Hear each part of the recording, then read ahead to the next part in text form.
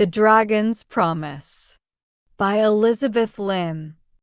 Chapter 21. We followed the red thread and emerged deep in the forest, not far from the holy mountains. A journey, Takken informed me, that usually took an entire morning on horseback. The breach was a short trek away, but Takken wanted to scout the area before going too close. "The demons know you're back," he explained darkly. "We can't be too careful." He led me down a path that sloped into the mountain pass, and we ascended slowly, quietly. When at last the glow of the breach came into view, I caught my breath. I'd glimpsed it before in the mirror of truth, but up close it looked different. "It's grown," I realized. The breach now extended halfway up the tallest peak, as tall and wide as a willow tree. Scarlet light poured out of its crooked seam, like a wound that wept blood, or a river of demon eyes. I grabbed a low tree branch and hoisted myself up for a better look. At the breach's base was a camp of sentinels and soldiers, forming a cordon around the mountain. "Is it wise to have all these men here guarding against Bander?" I asked Takken. "If he can possess Chinia." "He isn't invincible," said Takken, "and he can't stay far from the breach for long. After a few hours, he always comes back. The soldiers send word to Benkai whenever there's movement, and whenever he returns. It's harder to see when he leaves, since it's usually at night." "He's inside now," I stated. A nod. That was a relief, but I still frowned. "I understand the patrols, but we don't need this many soldiers to play watchman. It turns out demons aren't our only concern." Takken directed my attention back to the forest. "See those patches of scorched wood?" I stepped up for a better vantage point, but I already knew what he was talking about. The mirror of truth had shown me, and I'd noticed the groves of charred trees when we first arrived. "That wasn't Bander?" "No, it was local Kiatans." Takken lowered his voice. "Word is spreading that there is a demon in Jinnara. Your father and brothers have done their best to contain it, but fear spreads faster than any fire. Since you've been away, many have come to the breach and tried to burn the evil out of the forest." I swallowed hard. It was only a matter of time before the whole country knew about Bander. Deep down, that troubled me more than the demon king himself. "The soldiers are necessary reinforcements until we find a way to seal the breach," said Takken. "Your fathers permitted a pair of enchanters to come investigate the mountains. We're hoping they can find a solution." Now that was a surprise. No enchanters had visited Kiata in centuries. "Are they at the breach?" I asked, leaping off the tree. "I'd like to meet." I halted mid-sentence. The air had changed. Gone was the heat, the sticky veneer of humidity. Cold needled my bare skin. "Shirori," whispered the wind. "Shirori." The ground began to tremble. At first, it was only a vibration, rustling the trees nearby. Then a fierce tremor shook the earth. Birds shrieked, and rocks spilled from the mountainside, forcing the soldiers to scatter from their posts.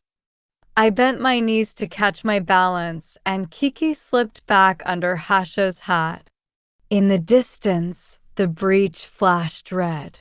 "Shiori," the wind whispered again, this time more urgently. "Shirori."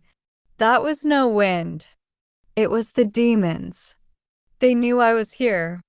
"The blood sake has come," they clamored. "She has come to free us." We must wake the king. I haven't come to free you, I hissed. I dare to step forward. I've come to make sure you never get out. We shall see. The demon's anger pulsed under my feet, and I grabbed Taken by the hand.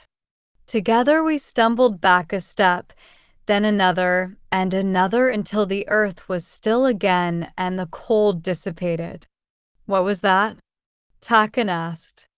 I never got to reply, because out of the trees there flew the largest, most feral-looking hawk I had ever seen, with tiger stripes on its burnished plumes and ears pointed like a cat's. Kiki let out a gruesome shriek as its talons narrowly missed her, lifting the hat clean off my head instead. Hidi, shouted an unseen voice. What did I teach you about diving on our friends? Apologize at once. The hawk dipped its head at Kiki, then swooped down onto the arm of a young boy. A boy with a lopsided grin I would recognize anywhere. Jen. I cried. The sorcerer swept a bow. My apologies for Enchantress Hidi. She gets excited when there's demon activity. And thank goodness for it. Otherwise, I would have missed you and Kiki. How well you both look, freshly exiled from the dragon realm. He blew a kiss to my bird.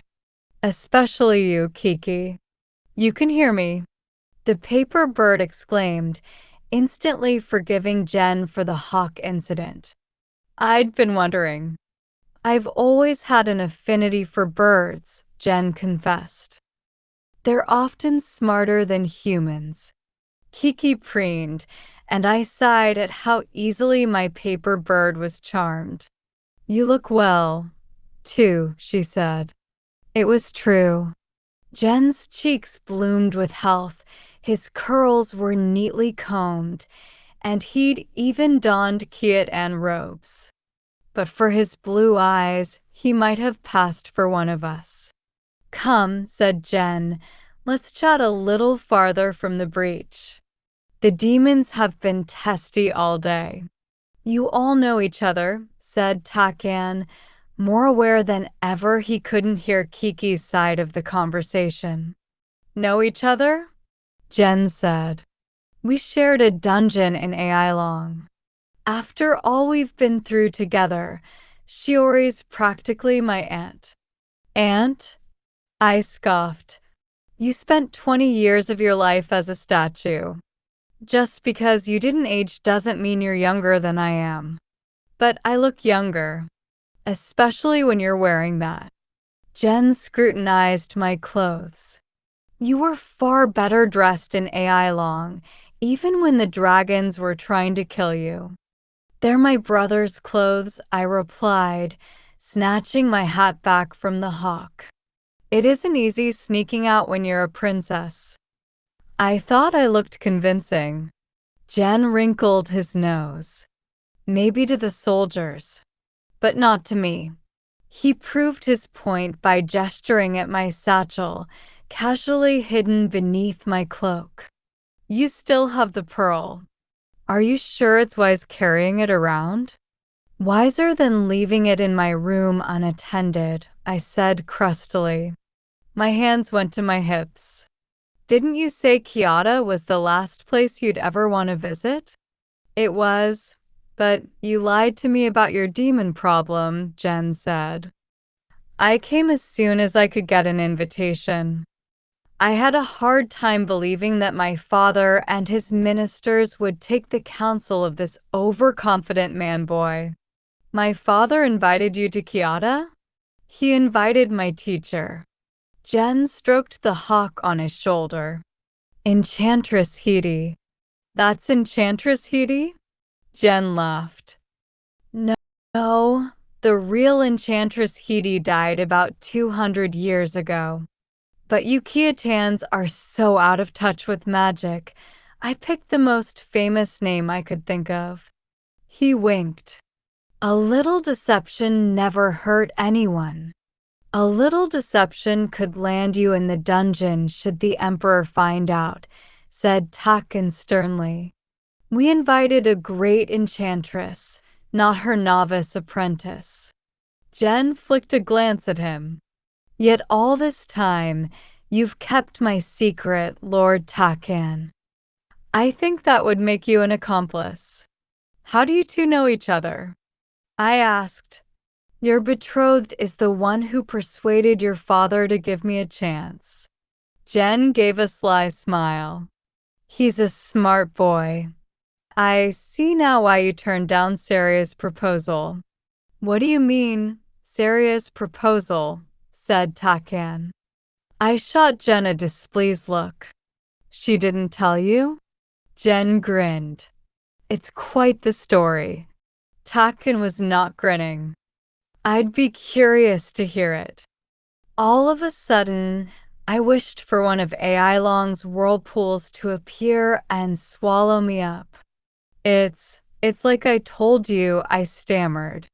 The Dragon King was going to kill me because I refused to give over Raikama's pearl.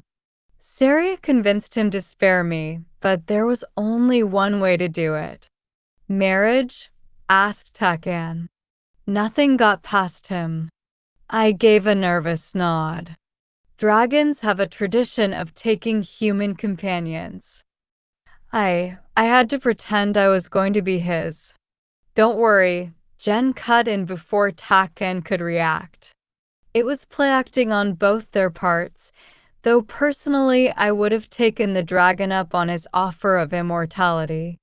He tapped his chin, as if stroking an imaginary beard. And now that I think about it, Shirori never once mentioned you. My displeasure with the young sorcerer increased tenfold. There was hardly time to mention anyone. Given that you were a statue, I told him frostily. If I'd known you were going to be such a gossip, I would have left you in AI Long. Jen grinned. Curse the boy. I turned to Takan, trying to sort out my words before I spoke. He wasn't one to fixate on rank or station, but I knew it was a mystery to all why Father had promised us together.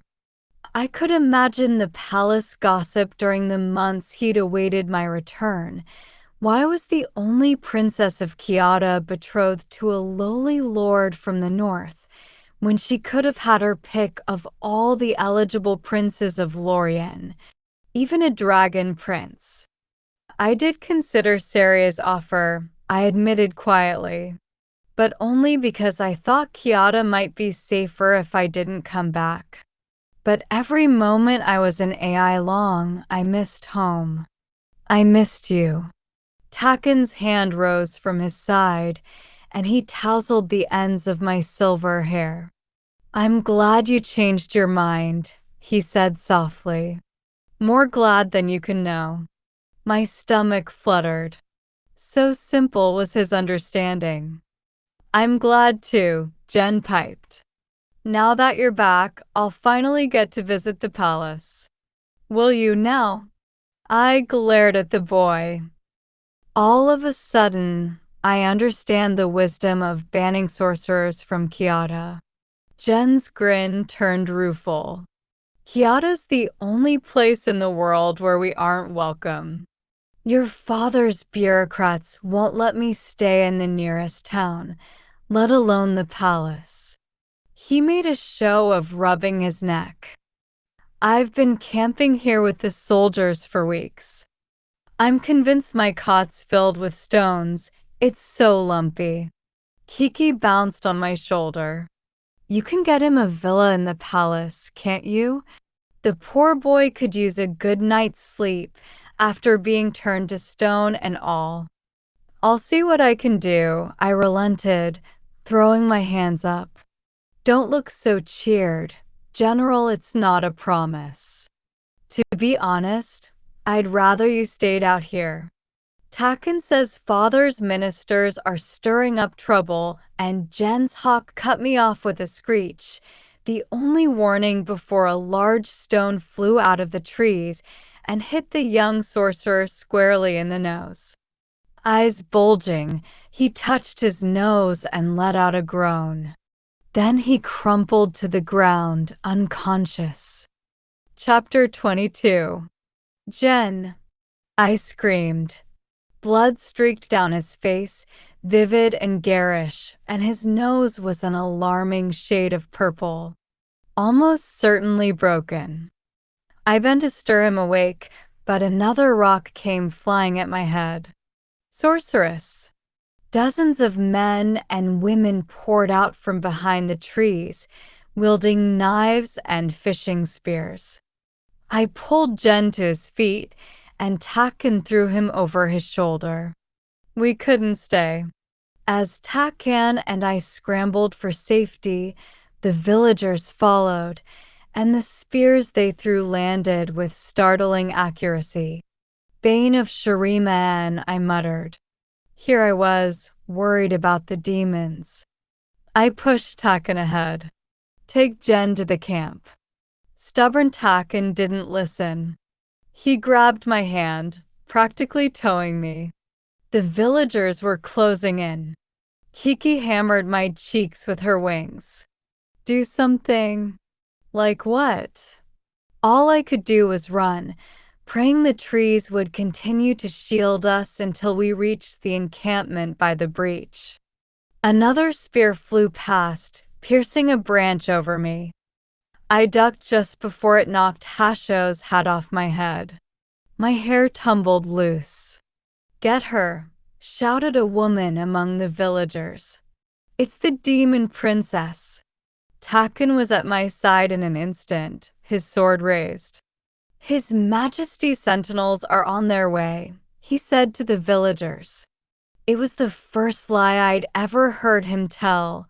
Father's men were nowhere to be seen, and they weren't coming. Go home. Return to your townships. The woman who'd spoken earlier shoved her way to the front. Deep grooves were etched into her cheeks, and her white hair was tied into a simple bun.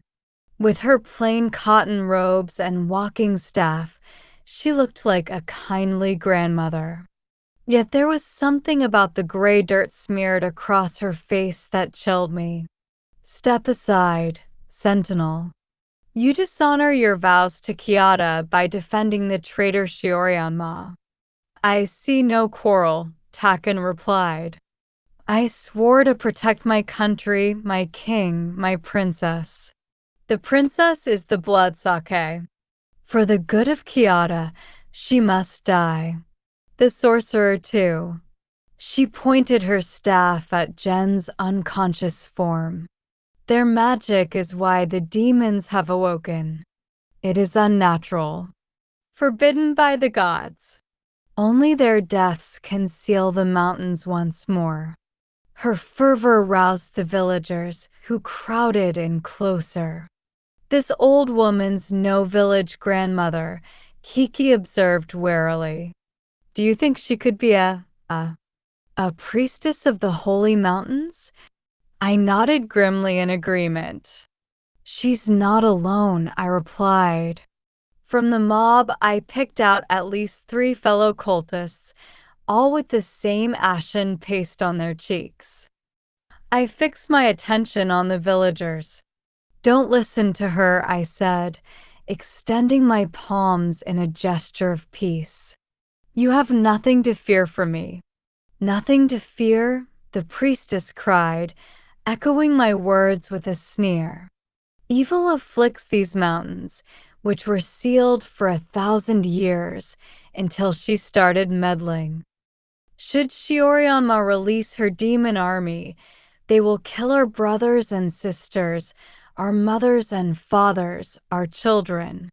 Kiata's men will be condemned to an endless battle, for how can we win against foes that cannot die? Tell me, how can we have nothing to fear? The crowd roared in agreement.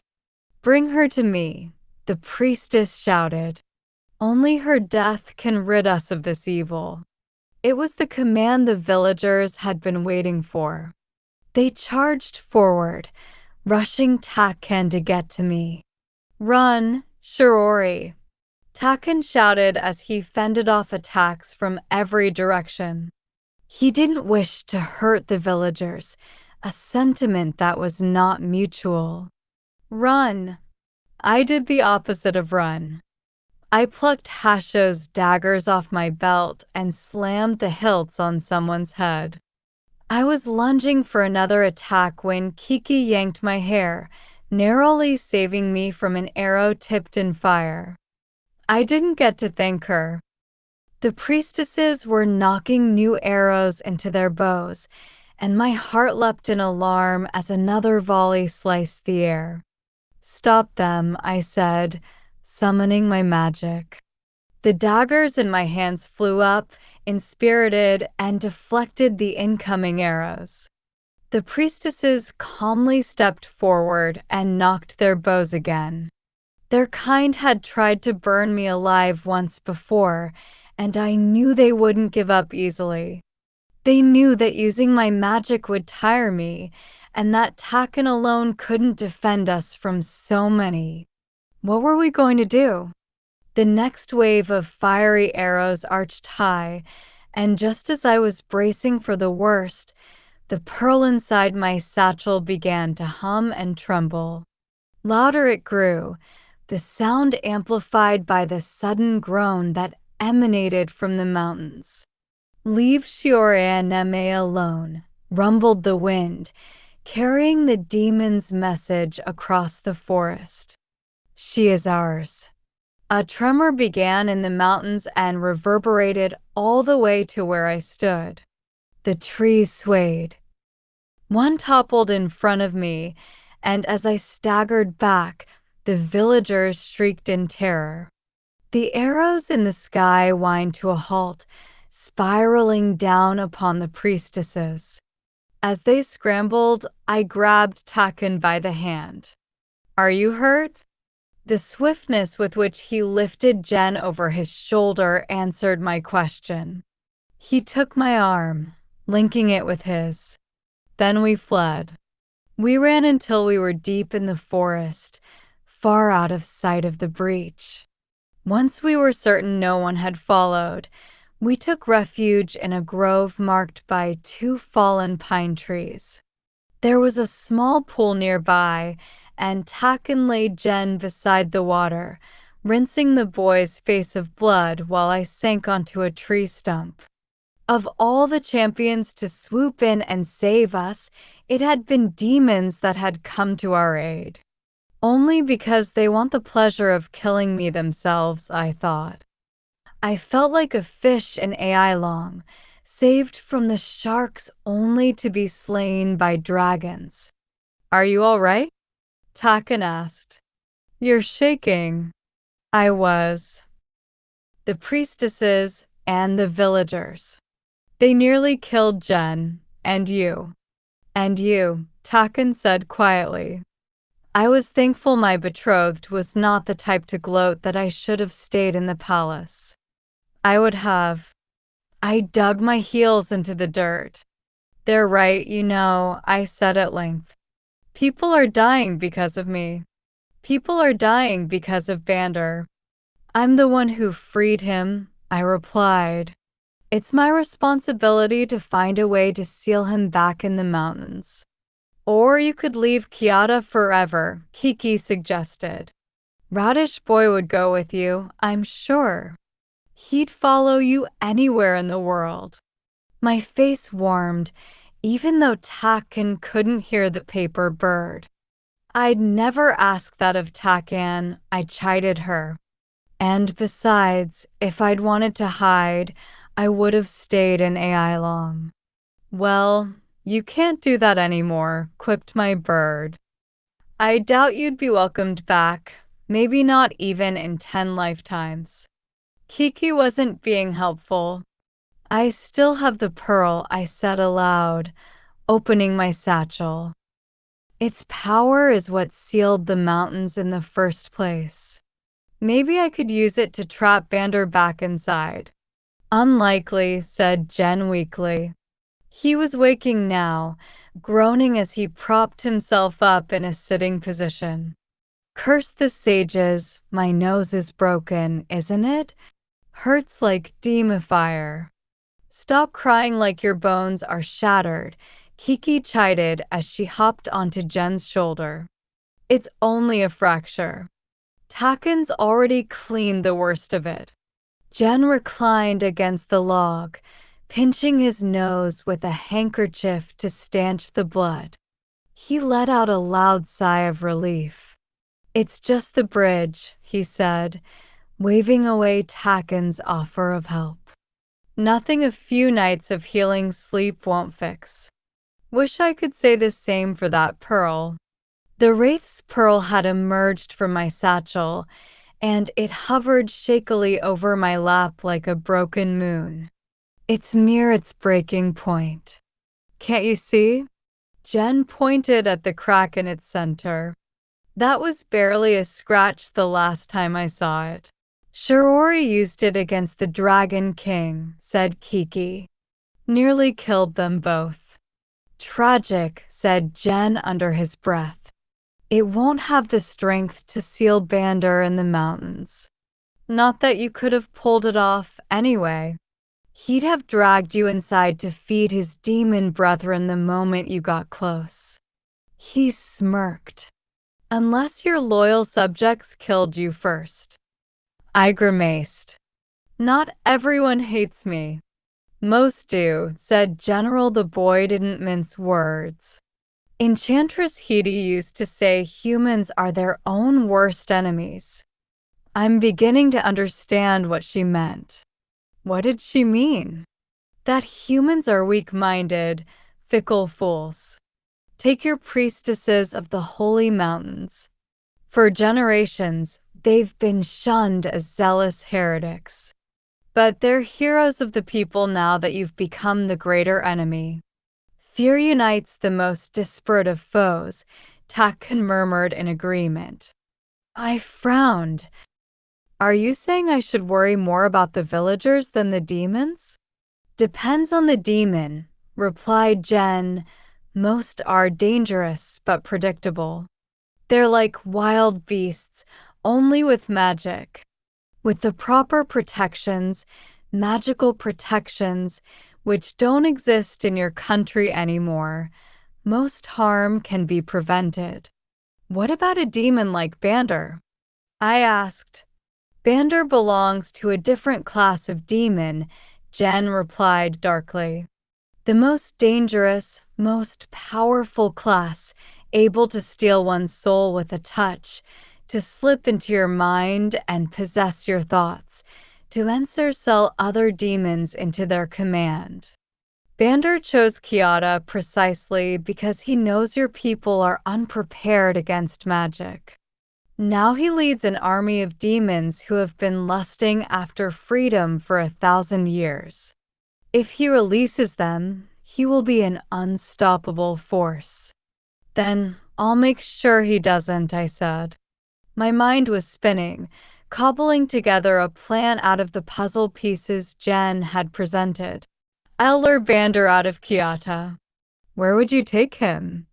Takken asked. I hesitated, knowing he wasn't going to like the answer. "The Forgotten Isles of Lapser," I replied. "I have to go there anyway to find the Wraith.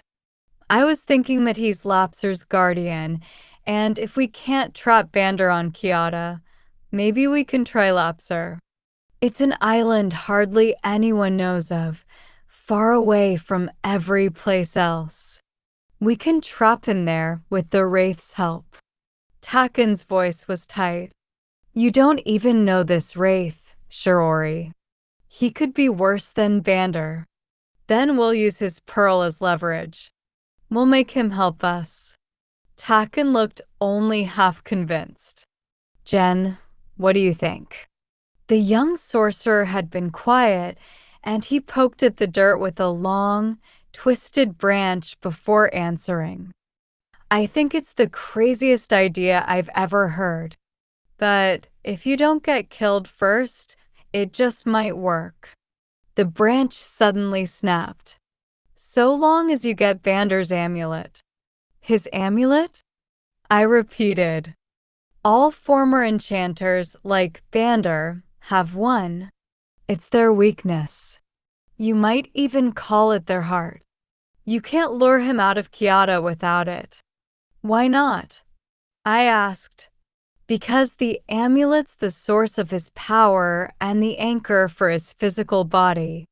Where it goes, so goes he. I remembered how Bander had come to me in the palace, writhing in shadow and smoke and borrowing Kinya's body in place of his own. Jen was right. So you're saying he's trapped? His amulet is trapped, Jen corrected. It's lodged within the holy mountains, which in turn binds Bander. What happens if we have it? Takan asked.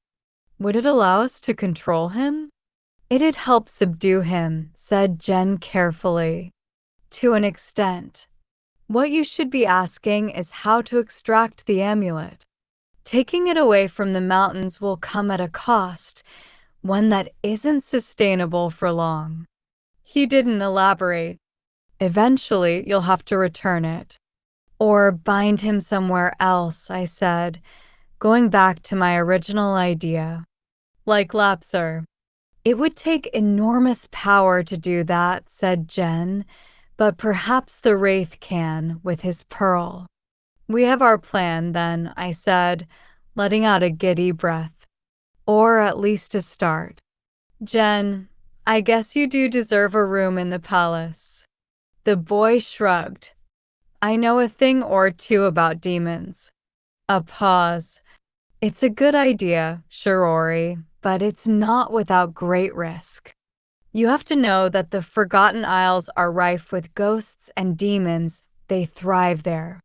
The ghosts of Lapser can turn you into one of them with just a touch, and the demons, they'll toy with you slowly. They'll prey on your fears and distort your memories until you can't even remember your name. Then they'll kill you. Sounds like the perfect place to leave Bander, I replied. He'll feel right at home. Jen frowned, as if my flippant response troubled him. I've had enough experience with demons, I reassured him. I won't fall for their tricks. With so much demon power concentrated on the Isles, Bander's strength will be greater there, he warned. The first thing he'll try to do is get the amulet back. Take care that he doesn't. I will. Takan nodded too. He'd been quiet, considering the plan from all angles, I presumed. This he confirmed by asking, Do we know how to get to Lapser? I have maps that allude to its location, Jen responded, but Lapser is a place kept secret by the enchanters. He grimaced. If only I'd been able to steal that mirror for Eleng. The mirror of truth. I reached into my satchel and held up the shard I'd won from Lady Salzea. You have a piece of it? Jen exclaimed, snatching the shard. Why didn't you tell me? This is how you'll find Lapser. Lady Nama said it won't show me the Forgotten Isles. Not by itself, it won't, Jen agreed, and before I could stop him, he dropped the shard into the pool behind us. But it will with some help. Jen, the boy put his finger to his lips. Look, the water's enchanted. Can't you tell? Even with a broken nose, I sensed it. I whirled, finally taking in our surroundings. There was something familiar about this place, this pool.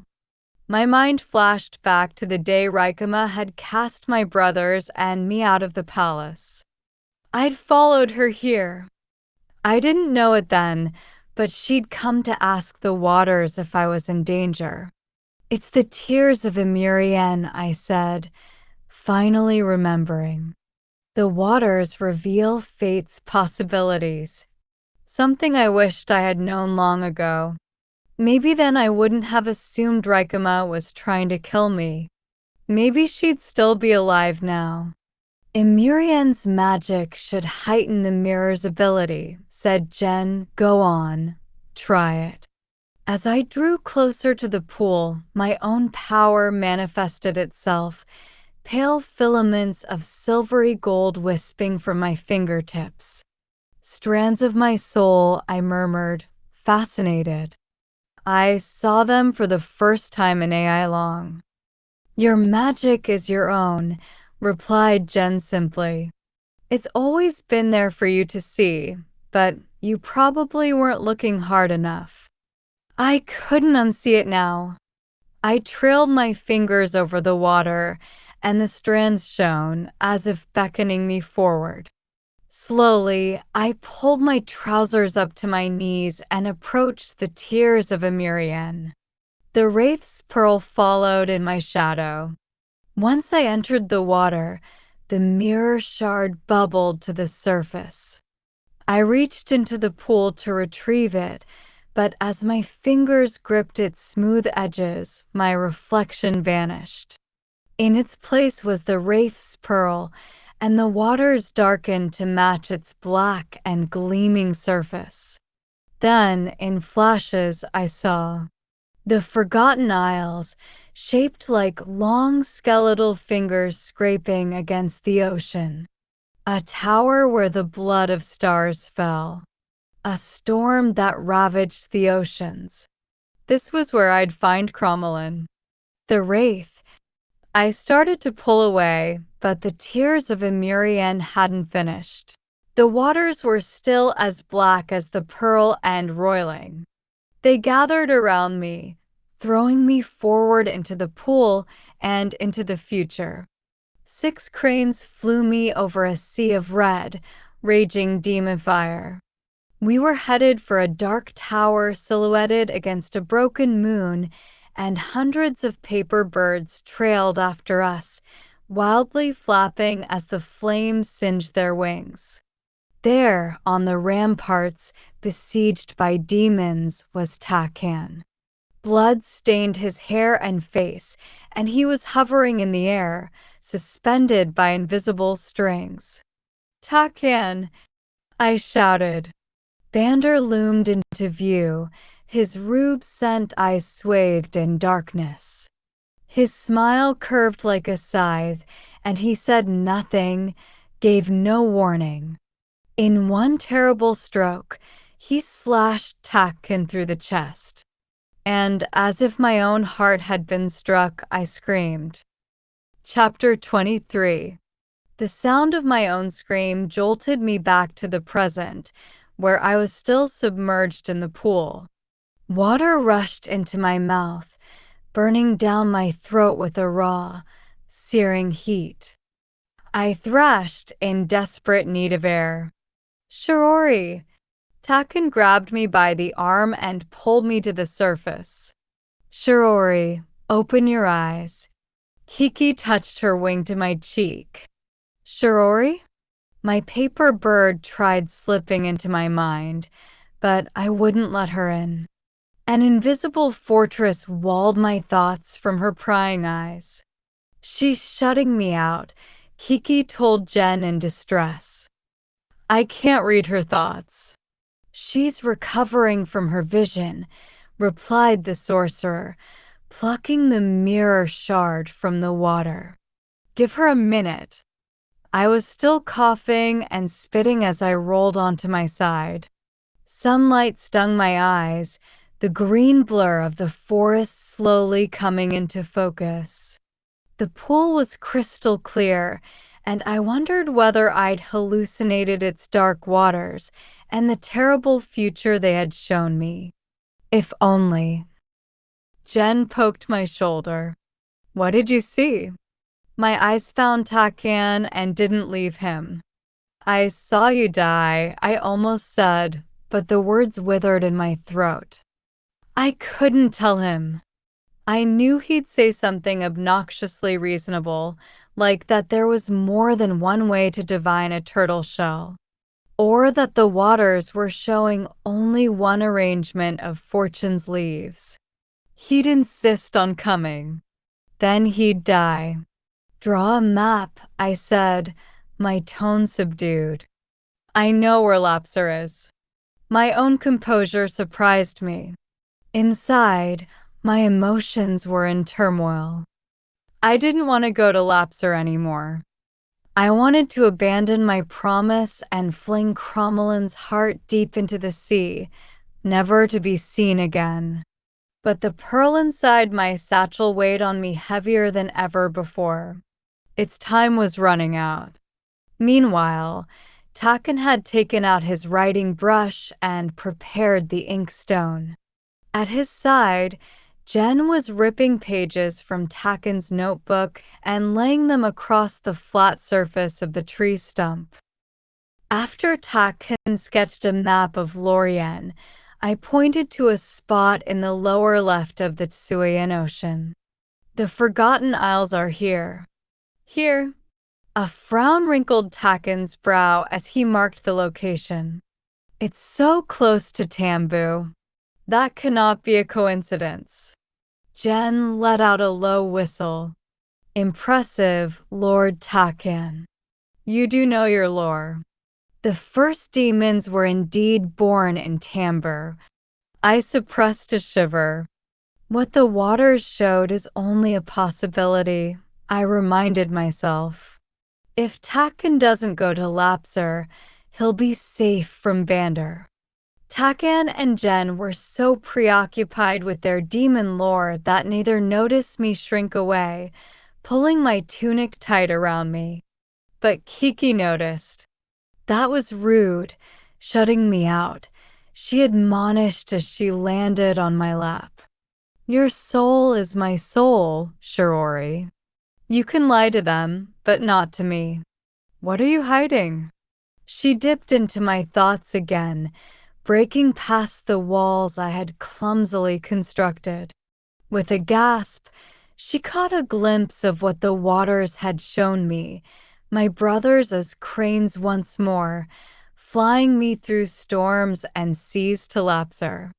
My walls shot up before she could get any further. Shirori, she cried. I ignored her. Aloud, I said, we'll have to fly to Lapser. Takken's brush drooped. Fly. Lapser lies far across the sea, and the island is protected by the enchanted waters of Lake Paduan, I explained. They'll sink any ship. We have to fly. How? Takken blew on the ink to dry the map. How will we fly to Lapser? I flinched at the we. There are plenty of options, Jen said, his pitch rising. Clearly, this was a topic that excited him. We could conjure wings to make a flying horse, enchant a carpet, summon birds to carry us. He frowned. But that would require great magic even greater than what's available here in the tears of Amirian. Kiki poked me. In her driest tone, she said, You know the answer, Shirori. Aren't you going to say something? I didn't respond. Unease stirred in my chest as the image of 6 flying cranes flashed once more to mind. What about a spell the pearl has cast before? I whispered. That could work, Jen allowed. If the pearl is already familiar with it, and the formerly enchanted objects are still in your possession. Think of it like rereading a book. He chuckled at the metaphor, then raised an eyebrow. Pray tell, what are you thinking? I bit my lower lip. There had to be another way. I couldn't involve my brothers again. Couldn't put them in danger again. But it didn't seem I had any choice. Jen, I said, my voice so small I barely recognized it, you get some rest. Let me speak with my brothers. I found them congregated in Benkai's chambers. Since Raikama's curse, the princes were together more often than not. That was our stepmother's gift to us. Through our trials and through all we had endured, We were closer than ever. Even Chinia was here, engaged in a chess game with Jotun. Aren't I much more likable than Reiji? Jotun was asking her.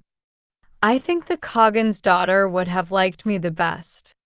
Reiji snorted. Yes, you're so charming you'd spill all of Kiata's secrets after 1 week in Alandi. Better than starting a war with that perpetual grimace. Shirori, Chinia said, looking distraught that I'd arrived. We hadn't spoken since the incident at dinner. At the sight of me, my brothers rose and all began speaking at once. We heard what happened in the mountains, how you were nearly killed. Are you hurt? How could you leave like that, and after what happened last night? Father is beside himself with worry. You should have at least told someone. She did tell someone, Wande observed. Look who's outside the door. I'd asked Taken to wait outside, but little escaped Wande's notice. As he steered my betrothed inside, I spoke up. I needed to see the breach. That was impulsive, sister. You, don't tell me I should stay in my room, I warned and high, or that there's nothing to worry about. You won't defeat Bander without my help. At the mention of Bander, Kinia's entire body tensed. She touched Andahai's sleeve, whispering something into his ear. Takan, my wife is feeling ill, said Andahai stiffly. Would you kindly escort her to our apartments? Last door down the hall. Takan acquiesced with a bow and followed the princess out. Chinia was clutching her sash even as she left, and I eyed Andahai worriedly. She's fine, he interjected.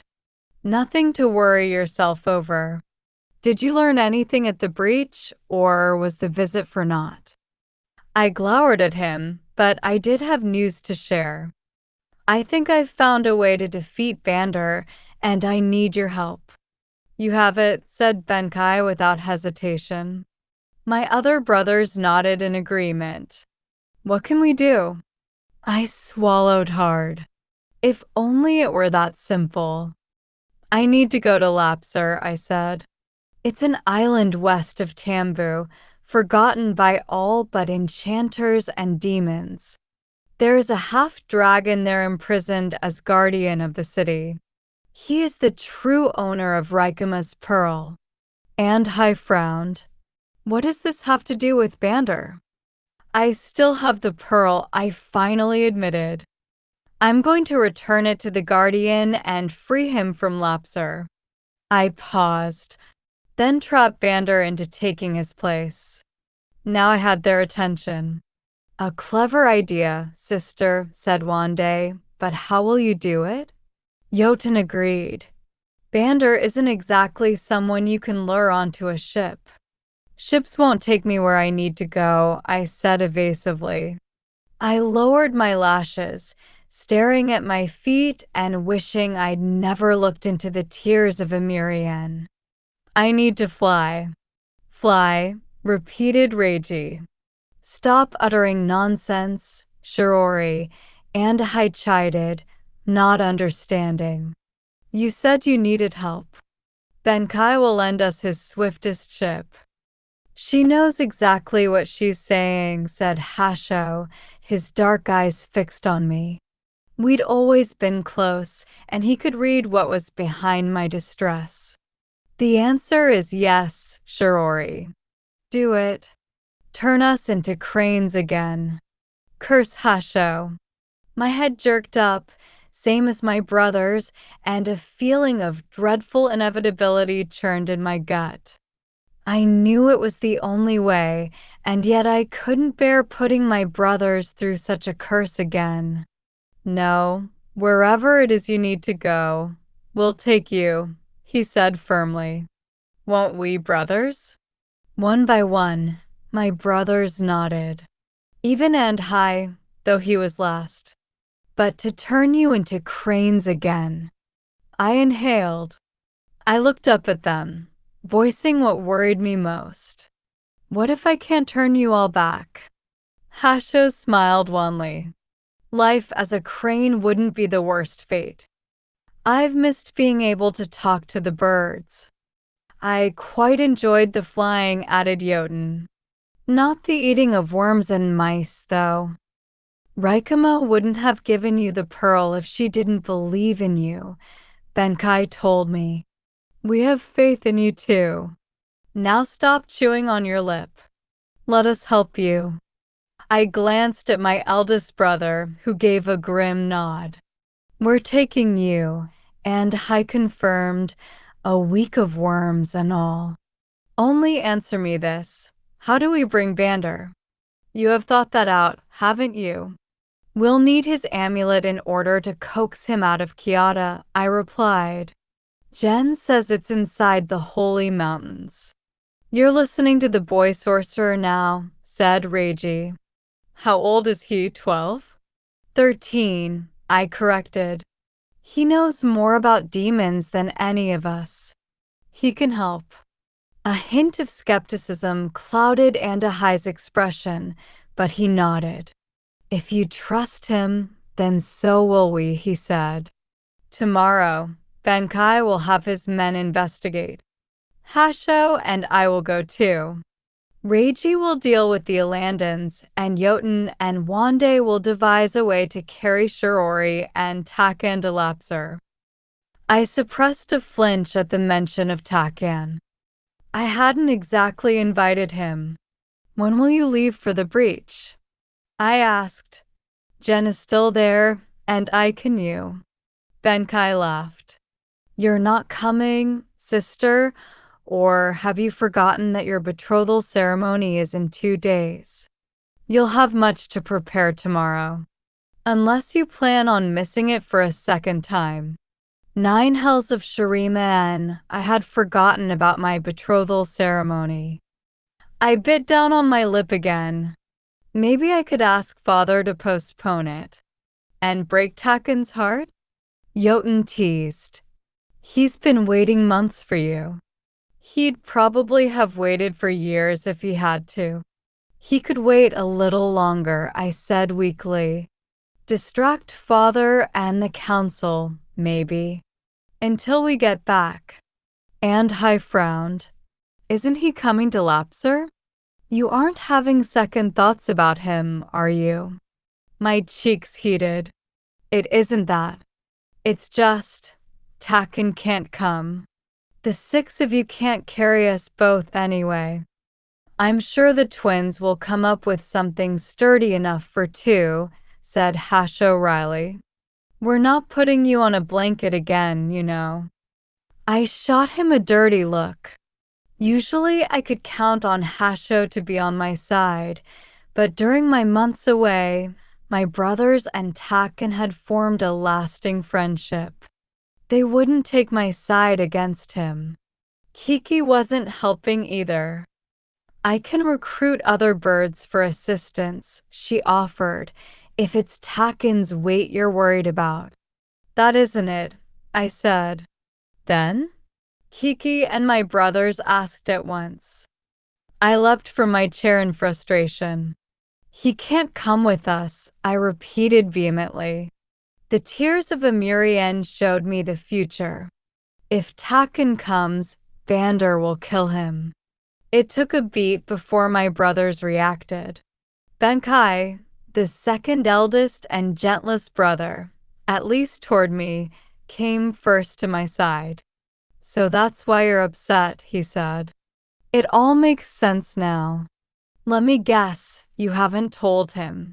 Of course not. He's a courageous fool. He'd insist on being a hero. That courageous fool can hold his own in battle, said Benkai. I don't say that about many men. It was true that Benkai rarely praised another's fighting skill, but I wasn't swayed.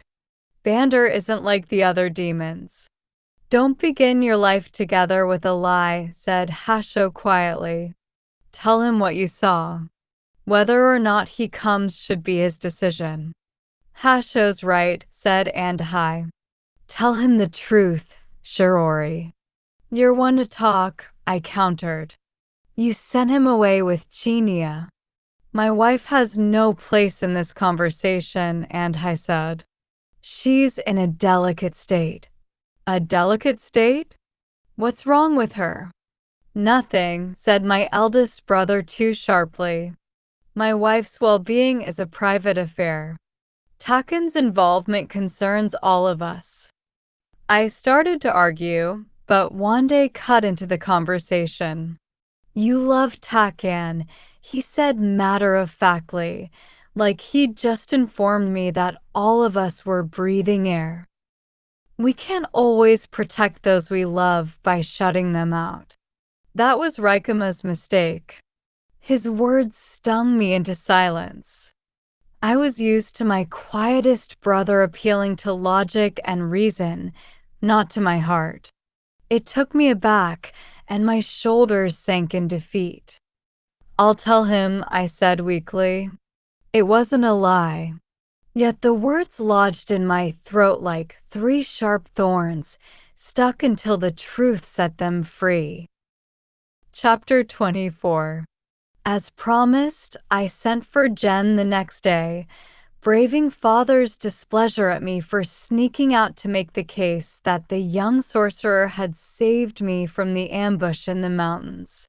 A half-truth, but it seemed to appease father slightly, and the joy on Jen's face when he arrived was worth the trouble. Finally, the imperial palace, he exclaimed, his voice high with excitement. It's just as grand as I imagined. Cleaner, too. I couldn't help smiling. The boys' company was a welcome distraction from the dark thoughts that haunted me. I would have guessed that with your worldly experiences you'd have been to dozens. I cocked my head. You make it sound like this is your first. Jen attempted a grin, but the effort made him wince. It is, if you don't count the Dragon Kings. I hardly saw anything aside from the dungeon, and Elang's abode is more like a cave than a palace. Such standards, I teased. Trust me, life in the palace isn't as exciting as it sounds. You'll be wishing you were back in the camp by the end of the week. I doubt it. I look forward to court. He dusted his sleeves, then straightened so he was nearly as tall as I. Are there parties I can attend? Any festivals or banquets? Not really. There won't be a summer festival this year. Not even a banquet for your brother's wedding? There was only a small, private ceremony. My stepmother passed not long ago. We are still in mourning. Jen conceded. So why all these weddings in quick succession? Andahai's rages, then yours, father has no choice but to marry us off. Kiata is still healing from Lord Yuji's rebellion. I see. To secure alliances and such. It's the same story in all kingdoms. Jen stifled a yawn, as if the very thought bored him. I don't envy you royals, but at least you have Takan, where is he? In a meeting with the ministers. I quickly changed the topic. How's your nose? You still don't want to see the physician. Jen wheezed. I'll do a better job of healing it than your doctors. Suit yourself. I gestured at the cobbled path ahead. Your villa is in the South Court. I've made it known that you're my guest, so no one should bother you. Try to stay out of trouble. Demons take me. I was starting to sound like Andahai. Usually I was on the receiving end of such warnings. You're not going to give me a tour, cajoled Jen. At least show me where the library is. I'll find materials for you. You could use some magic lessons, you know. I thought of Saryu and our lessons by the lake. how he'd once made a flock of birds out of water and taught me to resurrect Kiki after Rikama tore her to pieces. I'd like that, but it'll have to wait, I said with an apologetic shake of the head. I have a full day ahead, my reward for sneaking out yesterday. A morning packed with more ceremonies for Reiji's wedding than a fitting with the imperial seamstresses for my own betrothal. I tried not to make a face about the fitting. Then I have to see Chinia. The crown princess? I was impressed he knew. Wande asked me to give her my sturdiest robes. For what, he won't say. He can be secretive when he's plotting something. You're not looking forward to seeing her. I wasn't.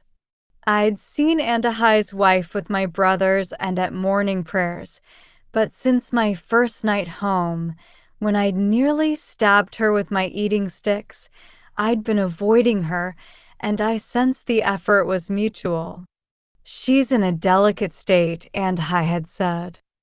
I could read between my brother's words. She must have been traumatized by Bander, thanks to me. She must hate me. I didn't blame her. What's wrong? Said Jen. You look sick. I'm just hoping I won't have to sew, I said. A deflection, but it wasn't untrue. Understandable, responded Jen. It's a tedious craft. With a cheerful wave, he disappeared into the vast courtyard, and I released a sigh. Gods, I prayed he wouldn't attract too much attention. At least he hadn't brought that enormous hawk. Keep an eye on him, will you? I asked Kiki. By midday, Kiki had reported that the young sorcerer was performing sleights of hand for the children of the court and had finagled several dinner invitations from their parents. He'd even donned an illusion to appear older and approached a handful of ministers, winning them over with well-timed compliments and silvery charm. He was going to dazzle them into appreciating magic, he said. Huh, I said. He really hasn't spent much time with bureaucrats, has he? He's playing a dangerous game, Kiki muttered. He might be more rash and bold than even you. He'll grow out of it. As you have? I glared at my bird and tossed a set of heavy red robes over my shoulder. My neck instinctively tilted to nuzzle the silk lining, soft as cream. You sure you want to donate those? Asked Kiki. They were the winter robes I'd received for my 16th birthday, lined with wool and sturdy sand silk. Garments I sorely wished I'd had during my long months in Iroh last year. Wande asked for my sturdiest, I replied. These are it. They're also red, with a pattern of cranes. All good omens. Kiki's small shoulders heaved. I suppose we'll need all the luck we can get. Silently, I agreed. Then I shut my closet door and trudged to my last meeting of the afternoon, the one I was dreading most. Chinia herself answered the door, welcoming me into the apartments she shared with Andahai. The maids have been dismissed for the afternoon, she said, though I hadn't asked. I thought it would be best if we met alone. Her features were schooled into the polite mask that all ladies of the court had mastered. Still, I could tell she was nervous to see me. Her hands were folded stiffly over her dress's purple sash, as if to keep her fingers from fidgeting, and every time her earrings made an audible tinkle, she cleared her throat. She had a kind earnestness about her that wasn't easy to come by in Jindara. No wonder Andahai loved her. She took the robes I'd brought, setting them beside her sewing basket. There was a neat stack of jackets and robes, one for each of my 6 brothers. I'm guessing Wande wouldn't tell you what they're for, I said. Not even Jotun would give a hint, she replied with a shake of her head. They expected you to ask, so they didn't tell me anything. Only that all would be unveiled at the sacred lake. The sacred lake? Chinia shrugged, and I twisted my lips, nettled. Takken would know what this was about, but I'd snubbed him at every opportunity since the plan had been set in motion. I dreaded seeing him even more than Chinia. I turned to go, but Chinia motioned for me to sit. She'd been expecting me, ready with 2 plates of peaches, the yellow slices beautifully arranged in the shape of a flower on her table. These arrived from my family's orchard this morning, she said, offering me a plate. Have some before Andhai returns and eats them all. I won't be humble. They're so sweet the bees think they're honey. My stomach was easily won over, and at the sight of dessert, I forgot my nerves as well as my manners. Without making the necessary insistence that Chinia eat first, since she outranked me, I devoured a slice, then another and another. This is what I'd expect the peaches of immortality to taste like. I smacked my lips. Now I know why Andhai really married you. For your family's orchards. I'll have a box sent to you and Takan, Chinia replied. Was it my imagination, or had her smile widened a hair? An early betrothal present. Maybe you ought to wait until after the ceremony, I mumbled with my mouth full. Make sure I show up this time. Kinia's smile broke into a laugh, which she hastily hid behind her sleeve. She sat up a little straighter and returned to her formal tone. I wanted to talk to you about what happened the other night. I gulped and set down my plate. This was it. It was time. Being away from home had worn down my pride, and I clasped my peach-smeared hands together and knelt before her. I beg your forgiveness, Princess Chinia. I have caused you great distress and offense, and I seek only to Shirori. What are you doing? Chinia pulled me off my knees. Did Andahai put you up to this? Please, get up. Get up. I sat back on the divan and leaned into the stiff pillows behind my back, suddenly appreciative of their support. Didn't you summon me here to apologize? I summoned you here because Wande needs me to help sew those robes. She gestured at the area around her sewing basket. And because I wanted to apologize. You. My brows drew together. But I attacked you. I could have hurt you. I'm the one who released Vander from the mountains. It's because of me I wheeled my hands, not knowing how to articulate that he'd possessed her mind. It might have been me who poisoned you. She bit her lip. For priestesses were captured at the holy mountains. Andhai thinks they supplied the poison that nearly killed you, and someone in the palace administered it. Someone we all trusted. I hid a grimace. The mirror of truth had confirmed as much but shown me no faces. With Bander's ability to switch bodies, it could have been anyone, said Chinia. I worry it might have been me. I pray it wasn't me. It wasn't, I said with certainty. Bander has his own plans for me. Chinia bunched the pink fabric of her robes in her fist. Are you sure? I could feel his wrath at you. What else do you remember? I was so cold. She shuddered. And numb. It was like being trapped in a nightmare. I felt the cold too, I said softly. It was how I had known that Bander was near. Chinia lifted her sleeve, showing me a bracelet of wooden beads. I've worn this ever since I was a girl. My mother had it blessed by High Priest Bone to protect me from evil.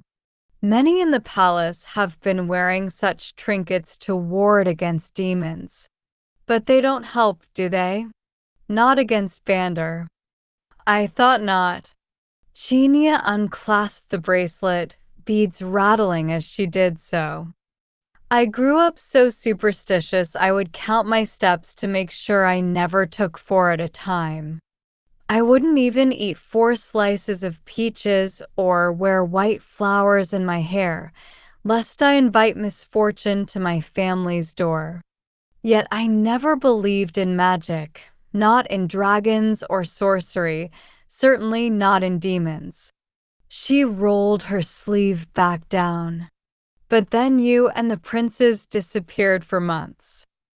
Andhai told me he was turned into a crane and you had to break his curse. I didn't believe him at first, but sometimes at night his crane spirit still haunts him. She bit her lip.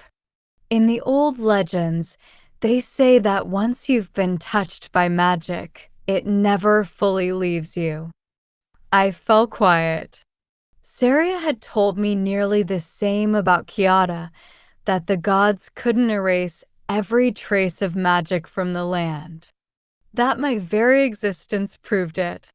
Did that mean I needed to be stamped out and dug up like a weed?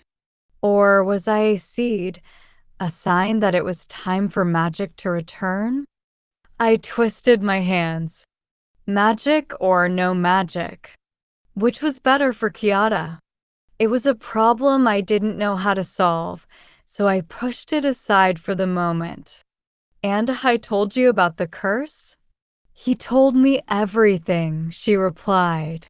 About the bowl on your head, the pearl Rikama left you, your journey to Ailong.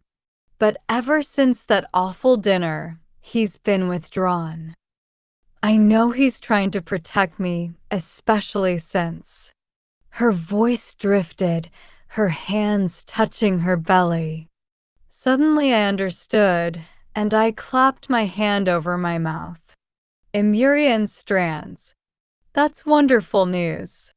It's still early, Chinia said shyly. I told Andhai the day before you returned, but I almost wish I'd waited. I mentioned to him once that I was feeling weary, and ever since then he's had the physician visit every day. He's become overbearing, I suggested, overprotective and impossible. We shared a laugh. Yes, exactly. That's the Andhai I've tolerated all my life, I said. It's only around you that he's tender and sweet. I'm lucky, admitted Chinia. But so are you. We've all grown fond of Takan. I blushed, and a rush of warmth stole over my heart. He truly won my family over, as I knew he would. Another reason I had to keep him safe. Are you feeling better now?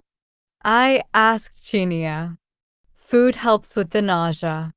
The tiredness comes in waves.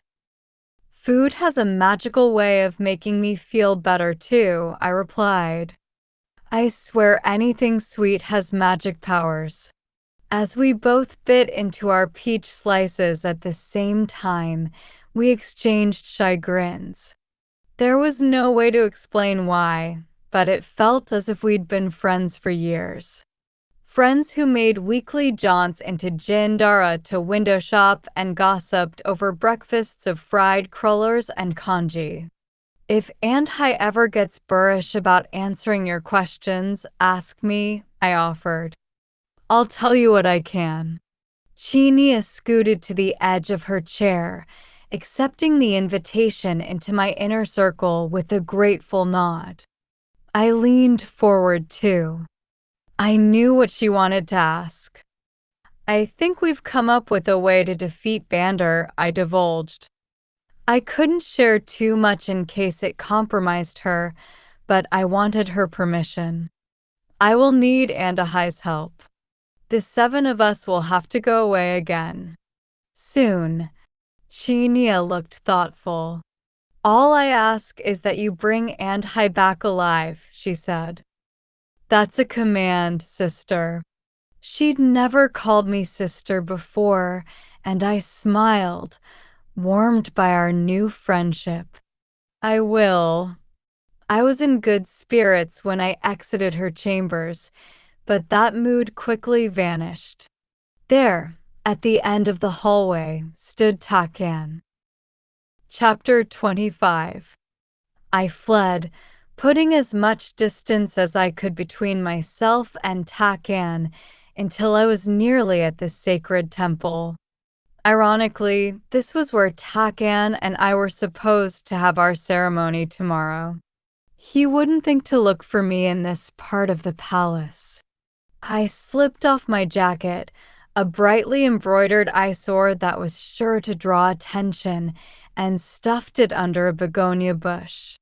Then I veered away from the temple toward the nearest kitchen. It was the smallest of the palace's 3 cooking houses, and the sight of me stealing inside made the servants freeze, stricken in their spots, until they remembered to bow. At the first chance, they scattered out of the building. I pretended not to hear them muttering which. Since it was farthest from the royal banquet halls, this kitchen was scarcely used, and the produce in the pantry was ancient. Honestly, some of the vegetables looked like they'd been around since before I left for Ailong. The potatoes had knobbed sprouts, the cabbage was wilted, and the carrots flopped when I held them up. A perfect opportunity for me to practice my magic.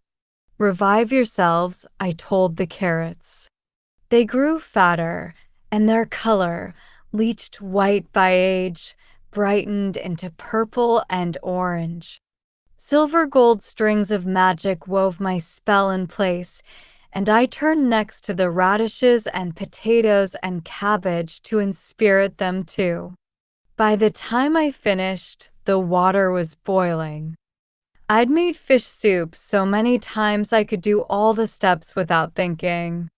I'd made it for my brothers when they were sick, for Takan when he'd been injured, for the fishermen at Sparrow and when I'd been forced to work there. Not once had I made it for myself. I was mindful of every carrot I peeled, every bean curd I sliced, every radish I boiled, and in my pot, I conjured a taste of happier times, when I was just a girl standing on her tiptoes to watch her mother cook. The smell brought a fierce ache to my heart, and for a moment, I was the old Shirori again. Running across the gardens with stolen kites, jumping into puddles, and arriving at my lessons late, charming and aggravating everyone I knew. I was a girl without secrets, without shadows invading her dreams. A girl who didn't have to wonder whether home would ever feel like home again. How I missed that girl. I was so engrossed in my work that I didn't hear the door groan open. You're a hard one to track, Shirori. If I didn't know better, I would think you're avoiding me. My breath hitched. As Takan let himself into the kitchen, I let go of my ladle. Had he seen me dart out of Kinnia's apartments earlier? Or had my brothers sent him? Had they told him of my vision? Unaware of the tempest he'd ignited in my thoughts, Takan spoke. The messengers said you didn't read my invitations to lunch. Or tea or dinner. Those snitches. They used to be on my side. I've been busy. I've hardly had a moment to myself until now. Oh! Takan blinked away his confusion and raked a hand through his dark hair. Should I leave? Yes, my mind said. No, my treacherous lips uttered instead. I wanted to smack my face with the ladle, but Taken's eyes softened and relief eased the deep crease of his brow. I looked for you. I had a feeling I might find you in a kitchen. He leaned over my pot and brightened at the smell. Making fish soup again? I almost laughed at how hopeful he looked. It's not for drinking, I said, fishing out my ladle. See, with a breath, I broke my concentration and released the strings of magic I'd been holding. The carrots turned gray, the potatoes sprouted again, and the fish head floated to the top. Taken stared. I was practicing magic, I explained, wrinkling my nose at the spoiled soup. My skills are rusty. Making radishes fresh again isn't much, but it's a start. My voice trailed. I needed more than a start to go up against Vander. The vision of Taken bleeding to death bubbled to my memory, and my throat closed. I should go to my chambers, I said, exaggerating a yawn. Magic always makes me sleepy. It's only sundown. You're not having dinner. I'm not hungry, I lied. 3 words I had never said before in my life. Taken cocked his head with suspicion, and it didn't help that my stomach gave an incriminating growl. What's going on, Shirori? Will you look at me? I need to get back, I mumbled. Wande's been in his workshop all day, and I should check on him. Wande's the one who told me to find you, Taken replied. He and Jotun said you might be like this. Like what? I stammered. Avoiding me. They wouldn't say why. First the messengers, now the twins. Was there no one I could trust? Taken passed me a towel when I spilled some soup on the table, but still I didn't look up at him. He touched my arm. Shirori, don't be like this. His voice was tight. He had a right to be angry at me for avoiding him without explanation after so much time apart. Patient as he was, I could tell he was frustrated. Do you remember what I told you? He said, more gently, many months ago when you were still trapped under that wooden bowl? If anything should trouble you, don't hide from me. Nothing's troubling me, I lied, immediately regretting it. I've just been busy. Don't lie to me. Please. He looked worried. Will you at least let me guess? There's nothing to G. Is it what happened with the villagers? I said nothing. With my free hand, I doused the fire under the pot with a splash of water. Is it the betrothal ceremony? His tone danced the narrow line between caution and humor. If you and Kiki are planning on taking another summer swim tomorrow afternoon. Curse Takan. I looked up, and seeing the concern etched on his brow, the mirth twinkling in his eyes, I couldn't help but soften. No swim. That was all I would say. I poured out my soup and dusted my hands. What a waste of soup. He stared dolefully after the empty pot. He looked so genuinely disappointed I couldn't smother my laugh in time, and as he smiled, like magic, the last of my resolve to avoid him melted away. I'll make you another batch, I promised. Out of fresh, unenchanted vegetables. Still laughing at him, I linked my arm with his. Come, walk me home. The palace was beautiful at night.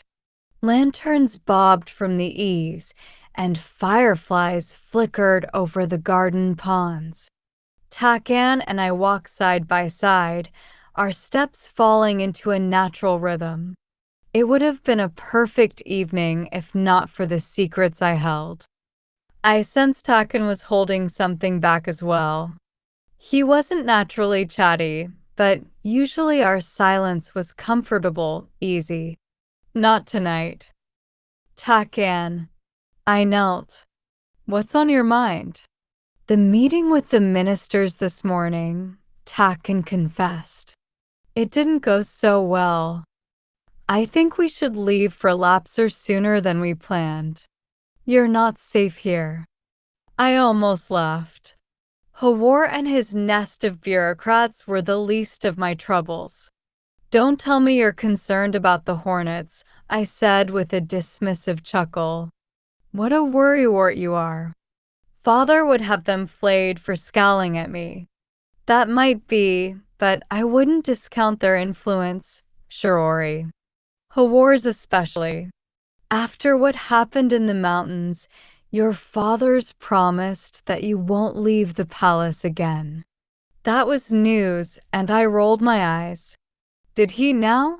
What did that rat Hawar say to him? I rummaged in my bag for the mirror of truth. No, don't tell me. I'll look for myself. It's about time I learned to use this anyway. I rubbed the glass clean and held it high. Mirror, show me what the minister said. The mirror misted, then it dove inside the hornet's nest, showing the ministers sitting along the paneled walls and Father standing in the center with a mourning sash over his kingly robes. You cannot ignore it, Your Majesty, cried Minister Pahan in vociferous protest. Just yesterday, Shiorian-ma visited the holy mountains. While she was there, the earth quaked. The earth quakes often, regardless of my daughter's presence, Father said sharply. The demons reacted to her influence, Minister Kaina insisted. She is a peril. Her magic plagues our land. We must send her away. Send the sorcerer away too, the ministers clamored. What if sending her away isn't enough? There are thousands of demons in the holy mountains, sire. If one can escape, surely it's only a matter of time before the others do too. Perhaps we should listen to the priestesses. There have been bloodsakes for centuries. Each one has been sacrificed to keep Kiata safe, and Kiata has been safe until Shiorian-ma. Takan, sitting in the front row, had had enough. He shot to his feet. The princess's death will only continue the foolhardy cycle of bloodsakes dying every generation. She has the power to fight the demons. I've seen it myself. We have to give her that chance. The ministers disagreed. One death every generation is a small price to pay for the safety of our great nation. Is it? Takan argued. Other nations deal with demons and magic daily, and chaos is their ruler. Kiata is the leading light of Lorien precisely because we take charge of our own destiny.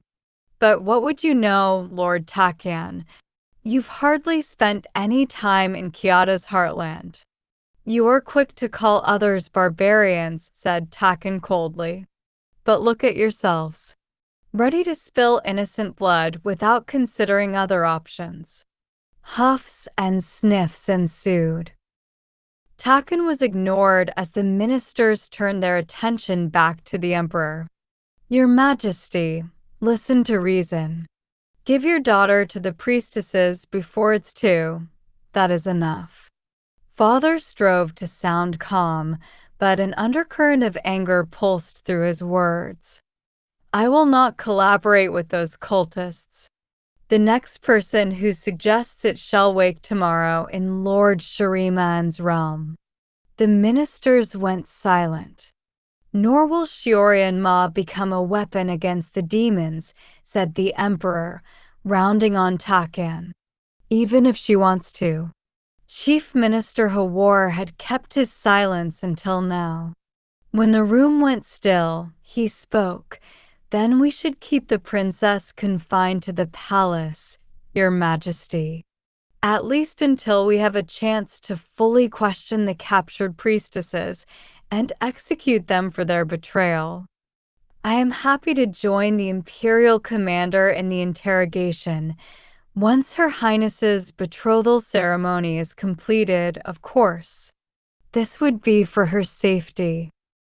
Your Majesty, Takan protested. I don't think, yes, the Emperor interrupted. That is a fine idea, Minister Hawar. Lord Takan, I bid you ensure that my daughter does not leave the palace. I threw down the mirror. I'd seen enough. I can't believe Father would listen to Hawar. He's a two-faced liar. I blew a long sigh, deflating as my air left me. The same could be said of me, only Takan didn't know it. I don't think your father trusts Hawar, said Takan, ever loyal. But he does want you safe. That's why he appointed me as your bodyguard? You must be delighted now that your role is official. I sank and dug my nails into the dirt. Thanks for voting not to have me killed at least. I have selfish reasons for wanting to keep you alive. That made me smile in spite of myself. I believe in your magic, Shirori. And in you, he said. Magic has been gone for so many centuries our people don't remember the good it can do. Like making moldy radishes new again? Like this, Takan said, gesturing at the wildflowers that had bloomed where my hand touched the earth. Jen was right about me needing to practice my magic. I hadn't even noticed. Flowers aren't going to win over Kyoto, I said, thinking of how the palace servants avoided me now, as if my magic were a disease. People are more afraid of me than of Vander. That fear won't change even if we defeat him. The flowers wilted and vanished as I yanked back the threads of my magic. Too many people have been hurt on account of me. I swallowed hard. Maybe I am a menace to Kyoto. The way you say that, I know there's more on your mind. Takan leaned close and his sleeves brushed mine. Are you pushing me away because you think you'll put me in danger? How did he know me so well? I stared at the ground until he tipped my chin up. There it is, that displeased grimace. You're a skilled liar, Shirori, but your mouth gives you away. I was about to protest, but Takan wasn't finished. You forget I spent an entire winter watching it, observing every smile, every frown, every twist and tug for a window into your thoughts. Now that I can see your eyes, there isn't much you can hide from me. You always worry about others being safe, he went on. Let me do the worrying for once. Will you tell me what's been troubling you? Guilt gathered under my skin. Tonight was the last chance I'd have to tell him about my vision before our betrothal ceremony. I parted my lips, readying an admission, but my ribs tightened and my mouth went dry. The words wouldn't come. I'd already lost Rikama, and the possibility of losing Takan hurt more than anything. Better he hate me than die. Better we break off the ceremony altogether. I pinched my eyes shut. Maybe you should go back to Iroh. Maybe we should annul our betrothal. There. I'd said it. I waited for Takan to get angry, for his pride to overwhelm his senses, the way it had when I'd run out on him a year ago. But he was quiet, and though his shoulders had gone rigid, he didn't stir from my side. If you're going to say something like that, he said at last, I think I deserve a better explanation. I'd never been a coward, but I felt like one now. My back was to Takan. I couldn't even summon the courage to face him properly. Didn't you used to say fear is a game? Kiki had scolded me this morning. You win by playing, not by running away. which is what you'd be doing if you don't tell him. She was right. I stared down at my scarred hands.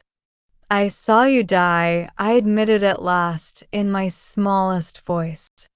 The tears of Amirian showed Bandar killing you on Lapser. Takan turned me slowly by the shoulders.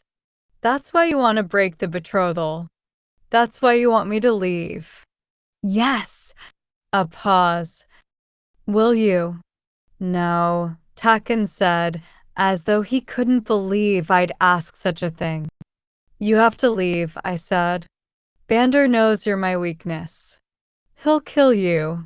No, Takan said again in a steely tone. He took a breath. Do you know what it was like for me, staying behind when you left for AI Long? Every day wondering whether I'd ever see you again. After an entire winter of not hearing your voice and not being able to see your face, I wanted to hear you laugh. I wanted to. To what? Ever so tenderly, he brushed aside the hair at my temple and tucked the strands of silver behind my ears. His eyes were on mine the entire time, causing my cheeks to burn and my nerves to tingle. If he kissed me right now, I'd make us, no, the entire courtyard fly, and then the ministers really would arrest me. But he let go and settled his hand on the earth, so close to mine that I could feel the electricity between our fingers. You aren't a bird in a cage, Shirori. Neither am I. I'm coming with you. I didn't say you. I appreciate that you're afraid for me, because now I know to take every caution. He narrowed the space between us just an inch. So, when do we leave? I gave him an arch look.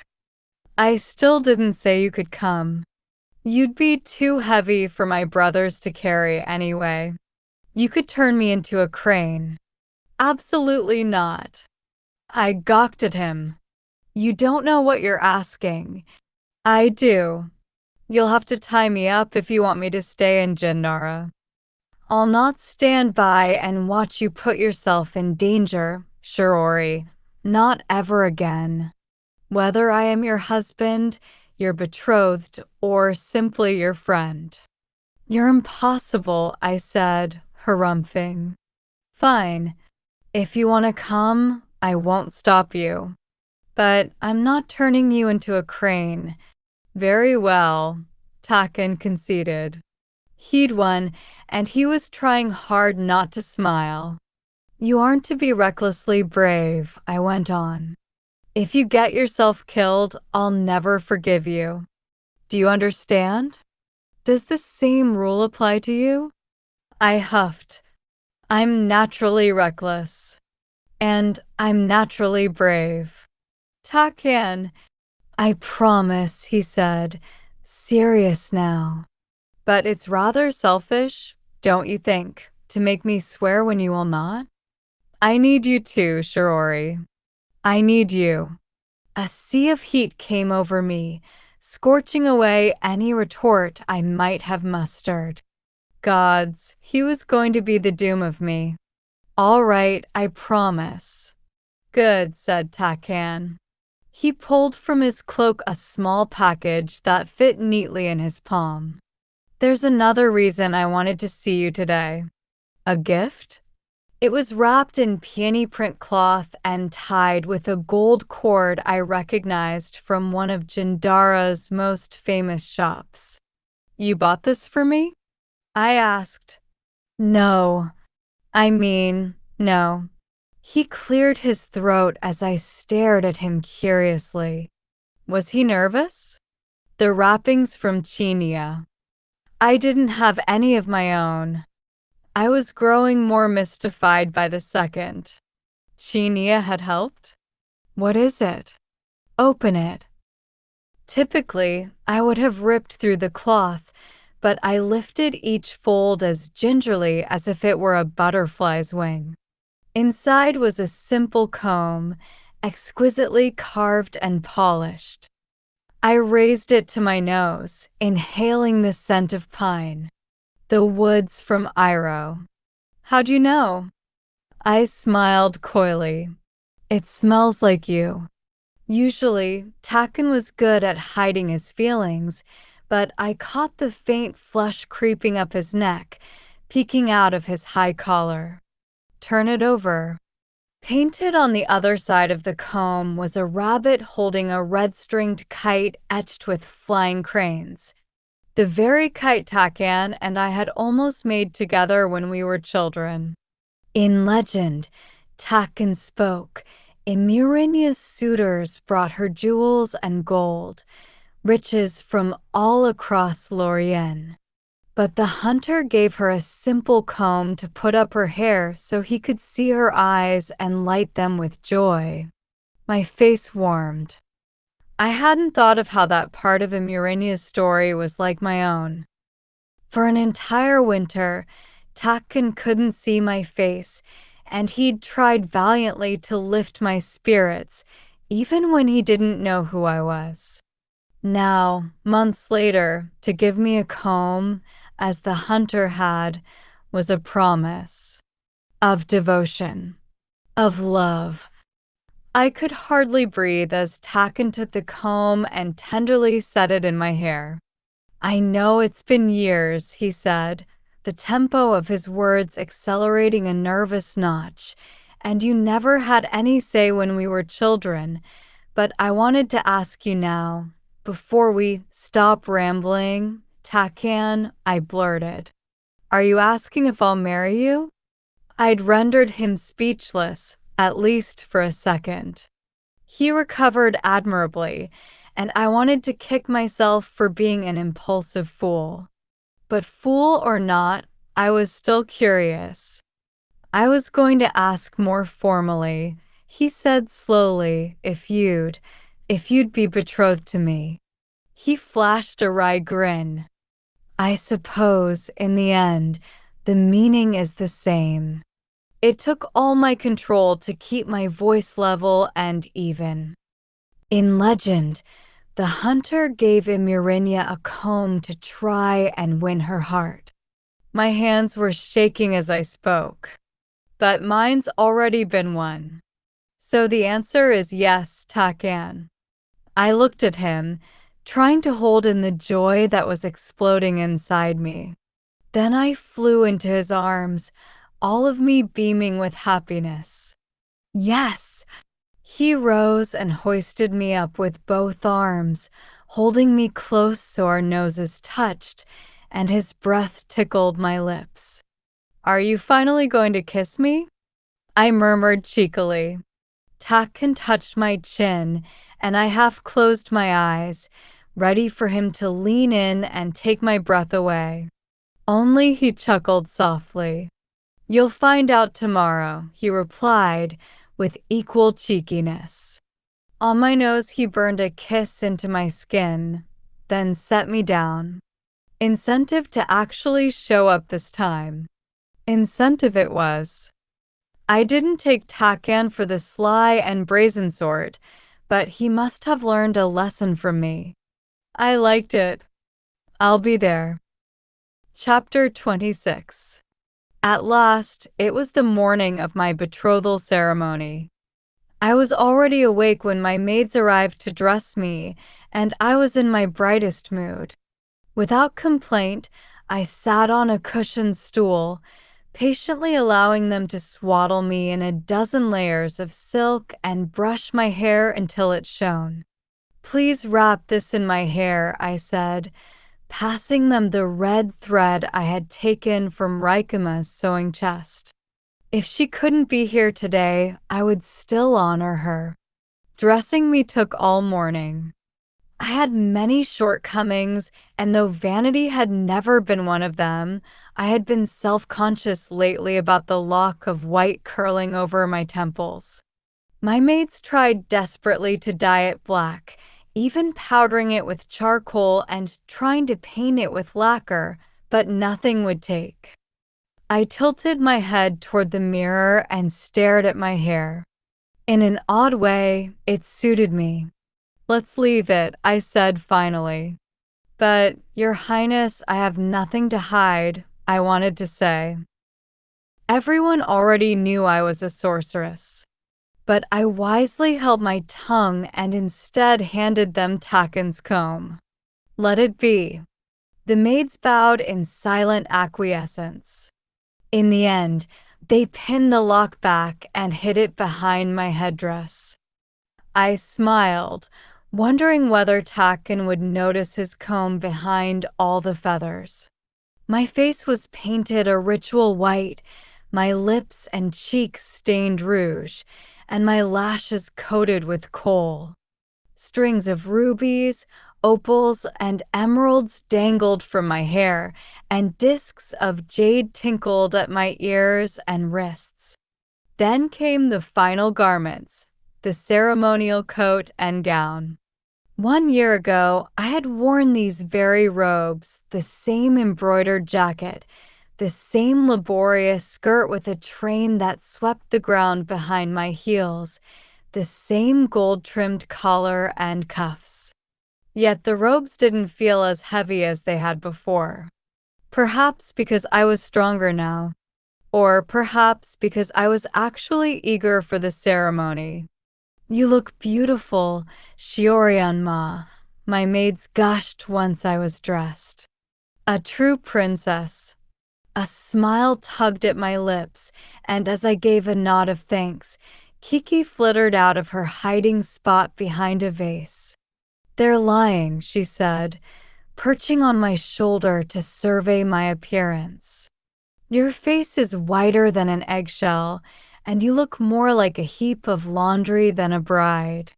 So glad I can count on you to boost my confidence, I replied. I wouldn't lie to you. Kiki sniffed. I'm just amazed you were able to walk in all that silk, let alone run off to the sacred lake last year. She leaned against my neck as if I were a tree. You're not planning to do that again, are you? Of course not. I told Taken the truth last night. Really? The disbelief on her paper face was almost human. It's true, I gloated.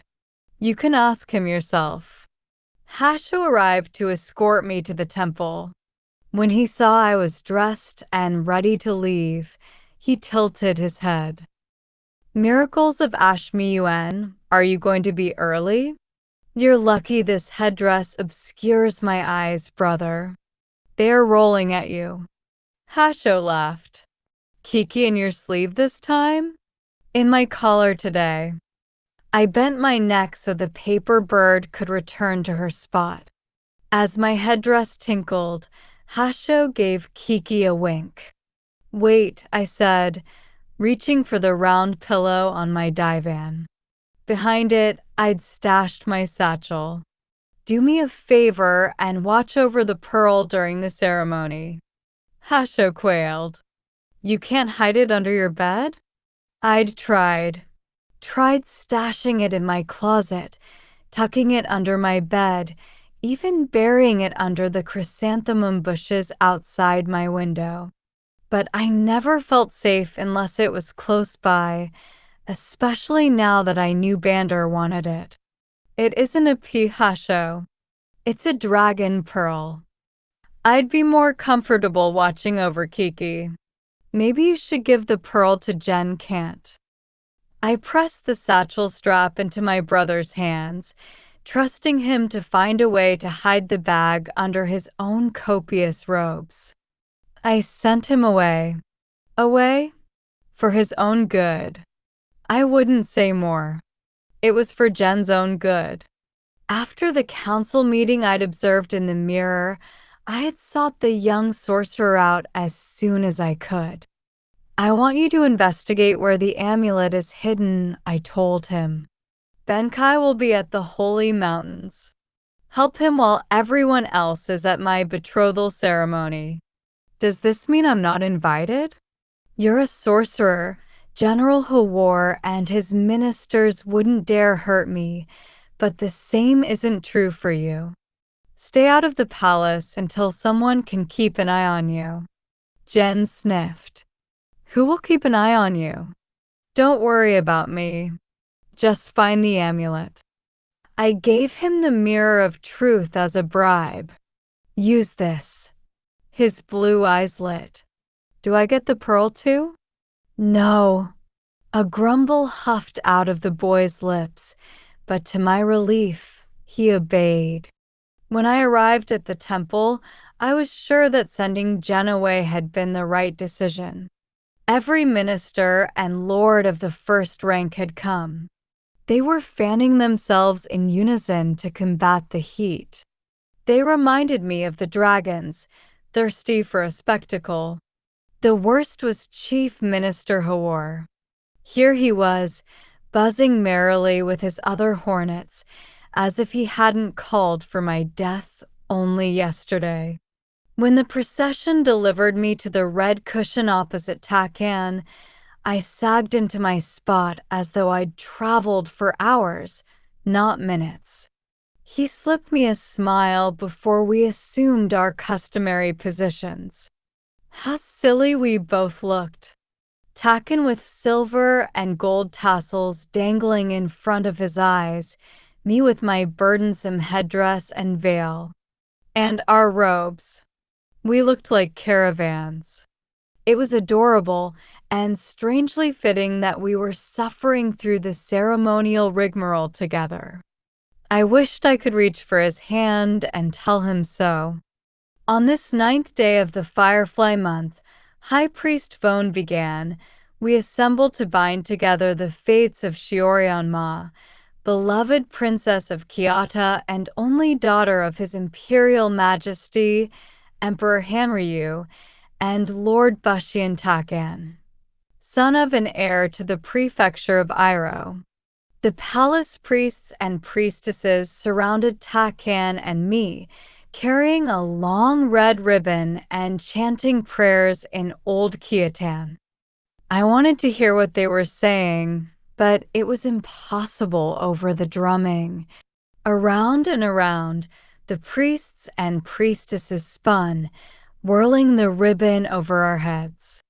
9 times they would walk around us, the number of eternity. During our marriage ceremony, that same ribbon would be knotted to seal our promise to one another. The spinning was starting to make me dizzy, so I focused my attention on the window behind Takan.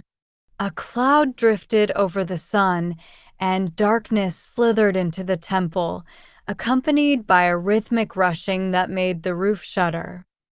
No one else seemed to hear it, or feel it, but the sweat beating at my neck soon evaporated, replaced by the same icy chill I'd felt in the holy mountains. Kiki? I reached out with my mind. My bird had decided at the last minute to sit with Hasho instead of me. Tell me you feel that. The cold. Cold? She buzzed. My beak is getting soggy from all this humidity. I wasn't listening anymore. Darkness unfurled through the temple, black as ink and heavy as a shroud.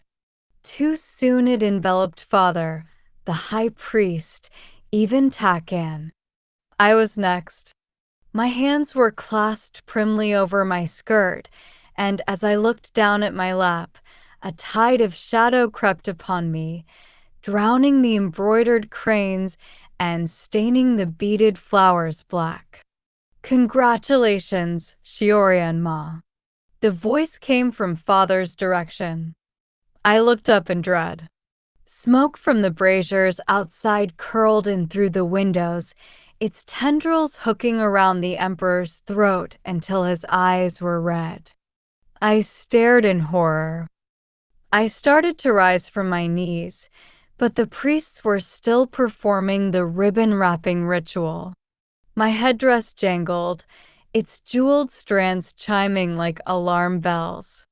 With a blink, Father's eyes were his own again.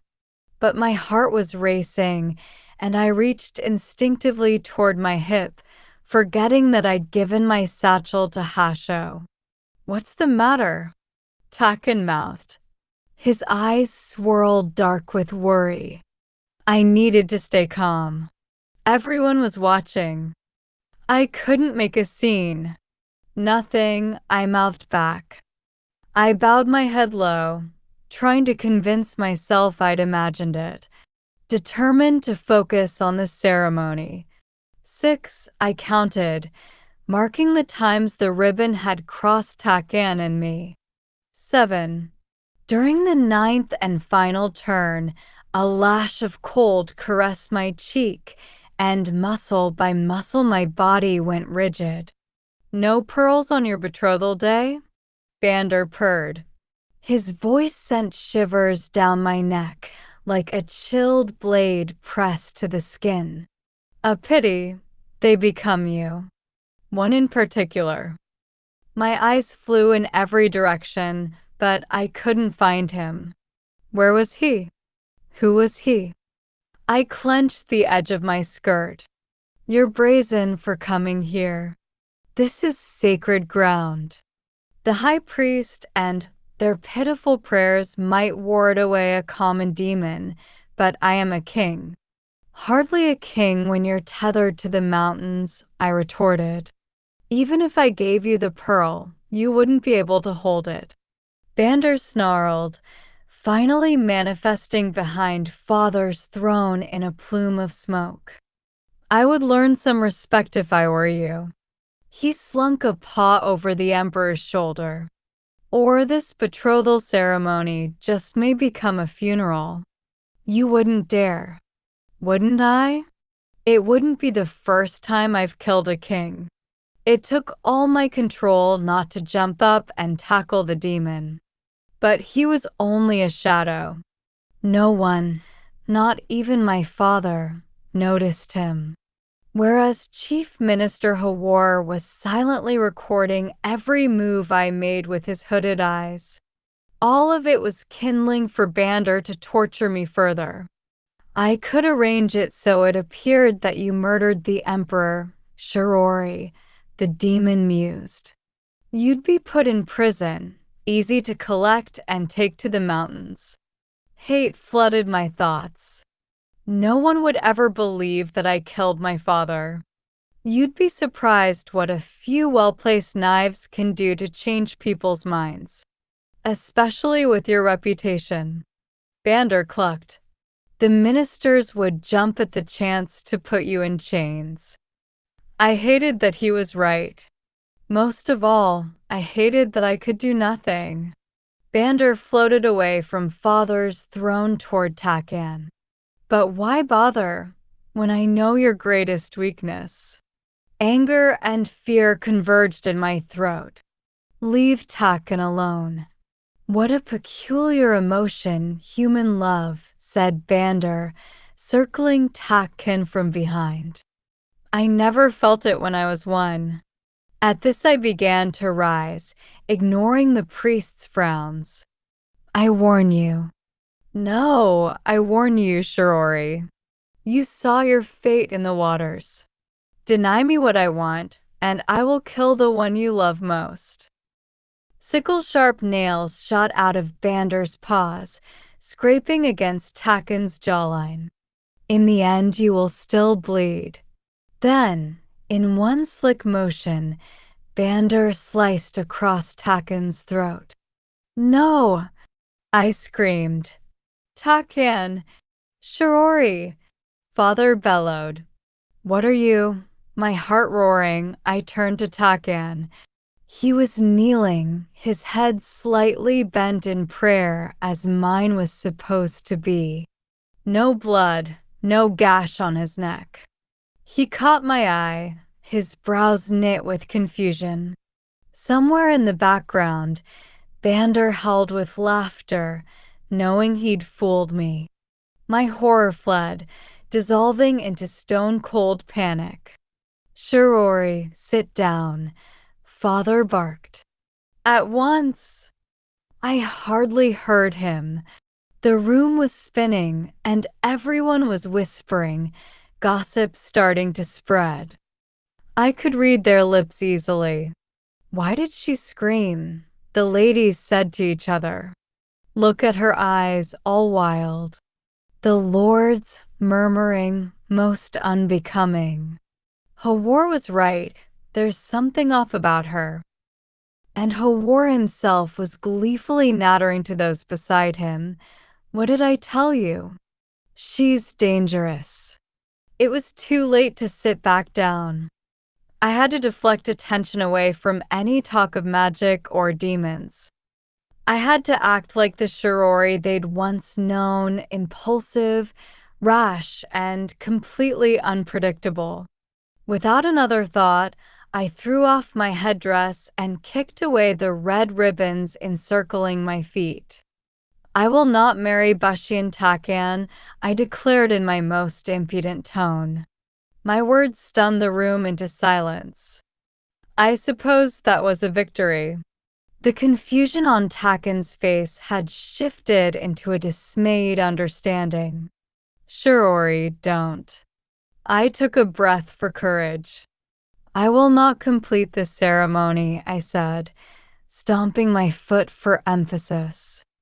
I will not be tied down to a barren wasteland, shipped so far north that the sun is but a pebble in the sky. Lord Bashiantak will return to Iroh at once. The betrothal is no more. I hiked up my skirt, ready to flee. No one was more surprised than Taken when I hooked him by the arm, dragging him to his feet. Run, I ordered, and he shot me a look of utter bafflement. But thank the eternal courts, he didn't waste time. He ran. Chapter 27. I could hear my brothers being dispatched after us, so I cut through the gardens, veering off the paths and disappearing into the orchard. I didn't know where we were going, only that I needed to get us as far from the temple as I could. We'd reached the peach trees when I felt a yank at the end of my sash. I called upon my magic, thinking to make the fruits fly off the branches and pelt whoever was behind me. Then I saw who had come. The peaches tumbled to the ground. It was Hasho. He was out of breath, but that didn't prevent him from lecturing me. Don't you cast your magic on me, little sister. I won't have it. I'm not going back, I said, yanking my sash free. Then explain yourself. What were you thinking? Kiki shrieked. Honestly, Shirori, I thought you'd stopped being so stupid since breaking that bowl on your head. But clearly I was wrong. Enough, said Takan, standing between my brother, Kiki, and me. That's enough. Did Bander possess you? Hasho demanded. Because that's the only reason I can think of to explain what you've done. Sweat made the white paint on my face drip down my forehead and cheeks, stinging my eyes and coating my lips with a bitter veneer. I wiped my eyes with the back of my hand. That's not far from the truth. Startled, Hasho's hands fell to his sides. He let out a sigh that turned into a rueful laugh. I should have let one of the others catch you. Canceling the ceremony, but running off with your betrothed. How am I going to explain that to the court? That's a new one, even for you. I despised both Kiki and Hasho for chuckling. Go and find some place to hide, Hasho said, waving Takan and me away. I'll straighten things out with father. And you straighten things out with Takan, Kiki added before she left with my brother. I turned to Takan, who had gone so quiet it made me nervous. I'm guessing another tapestry won't be enough to serve as an apology, I mumbled, not sure what else to say.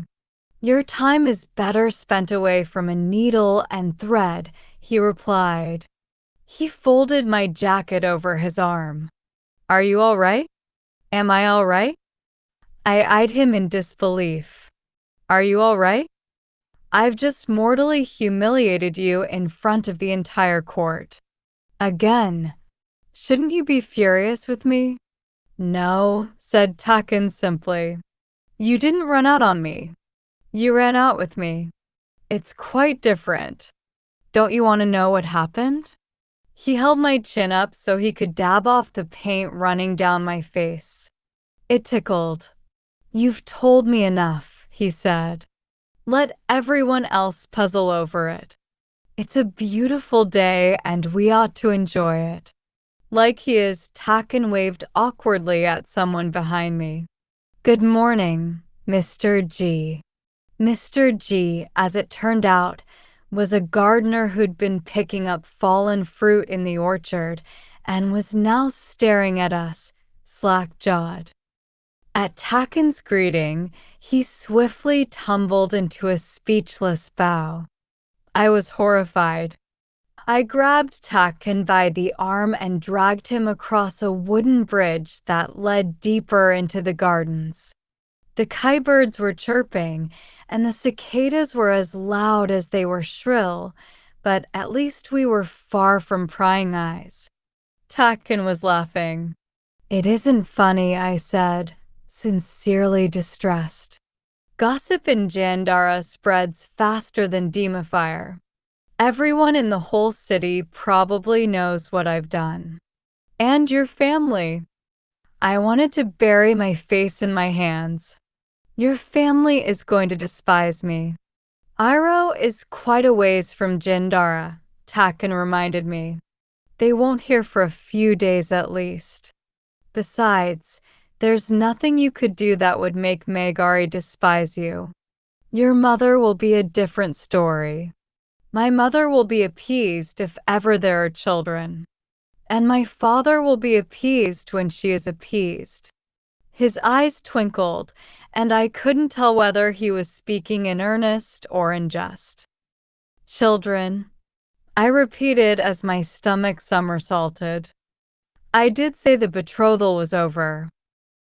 Well, if that's the case, maybe you should make another apology tapestry. I gave him my fiercest scowl, but I couldn't fight the twitch nagging at my lips. How can you make light of this? Taken set my jacket on the bridge railing. I make light because I don't care what others think of you or of us. Even if they never learn the truth, it matters not to me. There will be many trials and misunderstandings in our future, Shiori. We're bound to quarrel, and sometimes I may be too angry to run after you, let alone with you. He chuckled. But I have faith that we'll always laugh together in the end. I have a feeling we'll laugh about today years from now. Years from now. The way he said it made my eyes misty. Locking my hands with his, I drew him deeper into the gardens, far from the temple, until we found refuge under a forgotten wisteria tree.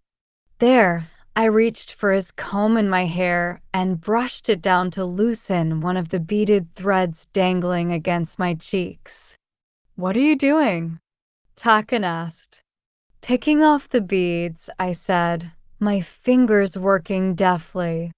They'll have cleared the temple, so we can't go back. But that doesn't mean we can't finish the ceremony. I combed off the last bead and displayed the bare red thread on my palm. Then, realizing what I'd said, I blushed. I'd prefer here, anyway, over that suffocating temple with every gossip in court watching. Taken smiled at my blasphemous language. Are you sure you want to link your fate to mine? He questioned. A lord of the third rank from a wasteland so far north that the sun is but a pebble in the sky? My cheeks heated with shame. Those were my words. I didn't mean it like that. Amusement edged his voice. I know. Takan, your brothers warned me that a lifetime with you would mean plenty of jabs to my pride. But my love for you is far greater than pride, Shiori. Far greater than anything. He tilted his head and held me in a tender gaze. Now, what did you say about finishing the ceremony? It was the profoundest magic how Takken could cast away all the darkness that plagued my mind. How he turned the shame heating my cheeks into joy, and how that joy radiated across my body, seeping from pore and hair until I could have rivaled the sun with my brightness. Even my insides were beaming. I unwound the red thread in my hand and met his eyes. Surround yourself with those who'll love you always, I began, through your mistakes and your faults. Make a family that will find you more beautiful every day, even when your hair is white with age. Be the light that makes someone's lantern shine. Those had been Raikama's words to me, a last wish for my happiness. With great care, I started wrapping the thread around his wrist. This is how Murenia bound herself to the hunter so they could journey to the moon together. Did you know? A foolish question. Of course he knew Takken was a scholar of tales. I wound the thread around him once, twice, thrice. I bind you to me, Bashin Takken. Not because my father or my stepmother or my country asks me to do so, but because I wish to do so. I would always choose you. You are the light that makes my lantern shine. I tied a knot. Then Takken took up the thread, knotting the other end around my wrist. I bind you to me, Shiorianma, he said. Let our strands be ever knotted as we weather joy and sorrow, fortune and misfortune, and pass our years from youth to old age. We are of one heart, honor-bound, and one spirit, whether on earth or in heaven. From now until 10,000 years forth. I tipped his chin toward me. And now, don't you have a promise to keep? With one step, he obliterated the gap between us, and then his lips fell on mine in a kiss. Not a quick, shy peck on the cheek or forehead like he'd given in the past. Not even the tender kiss he'd placed on my nose just last night. A real kiss of lips to lips and breath to breath that made my knees knock together and the world sway, just as I knew it would. I rose to my toes unconsciously as Takken pulled me close, our arms entangled and fingers intertwined, still tied together from the ceremony. We kissed again and again until we were drunk on each other, and our toes had left deep imprints in the earth and purple wisteria petals crowned every inch of our heads. Your fate is bound to mine now, I whispered, my lips against his. Your heart is my own, and where you are is my home. Whatever we face it together. Together, he echoed firmly. Always. Takken was the end of my string. No matter how far my kite wandered, it would always find its way back to him. And though the impossible still awaited us, my heart rested a little easier knowing he would never let go. Chapter 28. Regardless of how I wished it, Takken and I couldn't hide in the gardens forever. Sooner or later, we had to face the palace. For once, I chose to go first, and Takken went to look for Jen, who still hadn't sent word from the mountains. There you are, Kiki said, flittering over my head as I emerged onto the garden pathways. Your brothers are waiting for you in the dragonfly court. They've prepared an explanation that, Shirori. That's the wrong way. Where are you going? To see my father. Isn't he angry with you? I faltered. I'll find out. I touched my bird's wing. You stay. It's something I have to do alone. My mother's shrine was in the northeast corner of the imperial gardens, surrounded by willow trees. This was the quietest part of the palace grounds, and many assumed I didn't respect my mother because I didn't visit often, but that wasn't it. Coming to this place was like reopening an old wound. Father was already there, ascending the wooden stairs. Pale rays of sunlight shone upon his back, and when our shadows overlapped, he didn't acknowledge me. "May I join you?" I asked. He looked up warily, his expression guarded. I trusted that Hasho had offered some explanation for my abrupt departure at the ceremony, but he still looked displeased. Duly so. "Please, Father," I said softly. Finally, he gave a nod. I followed him into the shrine. It was cool inside, in spite of the open doorway and the afternoon heat. Ivory banners hung from the rafters, wishing my mother safe passage to heaven. There were 3 priestesses tending the shrine's fire, a blazing pit that would burn forever in the Empress's memory. When they saw us, they bowed and dutifully shuffled outside. Behind the offering of rice, gold, and wine on the altar, there was a wooden statue of my mother. Father often told me I looked like her, but I saw little resemblance, except for our long ebony hair and pointed chins. Her eyes were round and kind. Mine were sharp, defiant. Father bowed deeply to the statue and murmured his prayers. I bowed too, but no matter how hard I tried, I could not think of any words for my mother. The few memories I had of her weren't even real.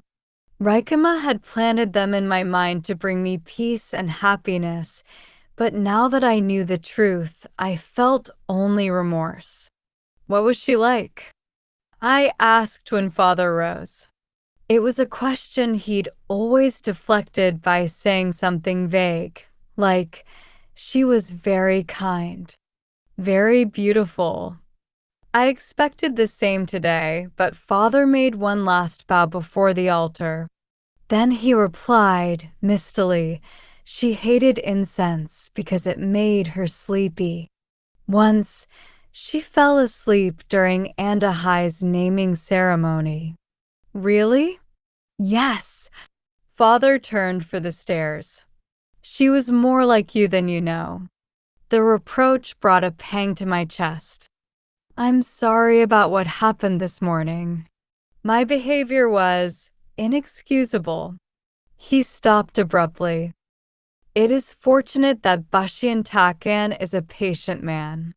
A good man, for I can name no other who would take you, princess or not, after you have dishonored his family thus." I dipped my head, bearing the rebuke. I wanted to argue that I hadn't dishonored his family as much as before. I had run out with him, after all. Wisely, I kept my thoughts to myself. "You disappointed me, daughter. I expected that you would have a stronger sense of duty, especially after everything that has happened with you and your brothers." His pause was deliberate, giving me a moment to wince. "I will not rebuke you further at your mother's shrine." Father crossed his arms, long sleeves folded so as not to sweep the sacred ground. "All I will say is that I plan to send you away as punishment, but your brothers begged me to reconsider. Regardless, it is not my forgiveness you should seek, but Lord Taken's." I looked up, perhaps a little too eagerly. "Yes, Father. Of course you are right." My agreeableness made him frown. Rare words from my only daughter. "I take it from your earlier sprint that you've already spoken to him." When I gave a careful nod, he let out a harumph. May the gods reward young Takan for his forbearance. A sigh. Come. Walk the gardens with me before the rest of the palace discovers we are here. The setting sun lit up the treetops, painting them a wild red. I savored the sight, knowing it'd be gone in a matter of minutes. Then I swallowed, wondering if Father used to walk this path with my mother. Do you miss her? My mother. Your mother was bound to me by a Miriam. If the gods are kind, I'll find her again when I ascend to the heavens. I wish I'd known her better. Was stubborn, like you, and often impertinent, like you. But she always considered others before herself. When she fell ill, I swore never to marry again. She wouldn't hear of it. She wanted you to grow up with a mother, even if it meant you'd forget her. A lump swelled in my throat, making it hard to speak. That's why you remarried. My marriage to your stepmother was not a love match, but we were friends. Seeing my children take to her and her to them eased some of the pain of losing your mother. It helped your stepmother as well.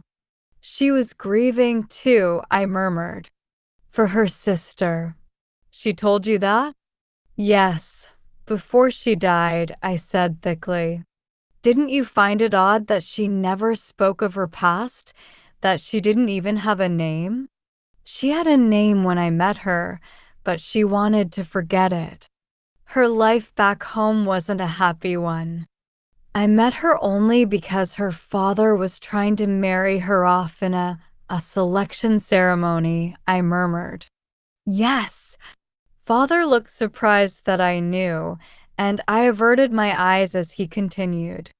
Kings and princes who had heard of her beauty gathered in Tambu with offerings of jewels and gold.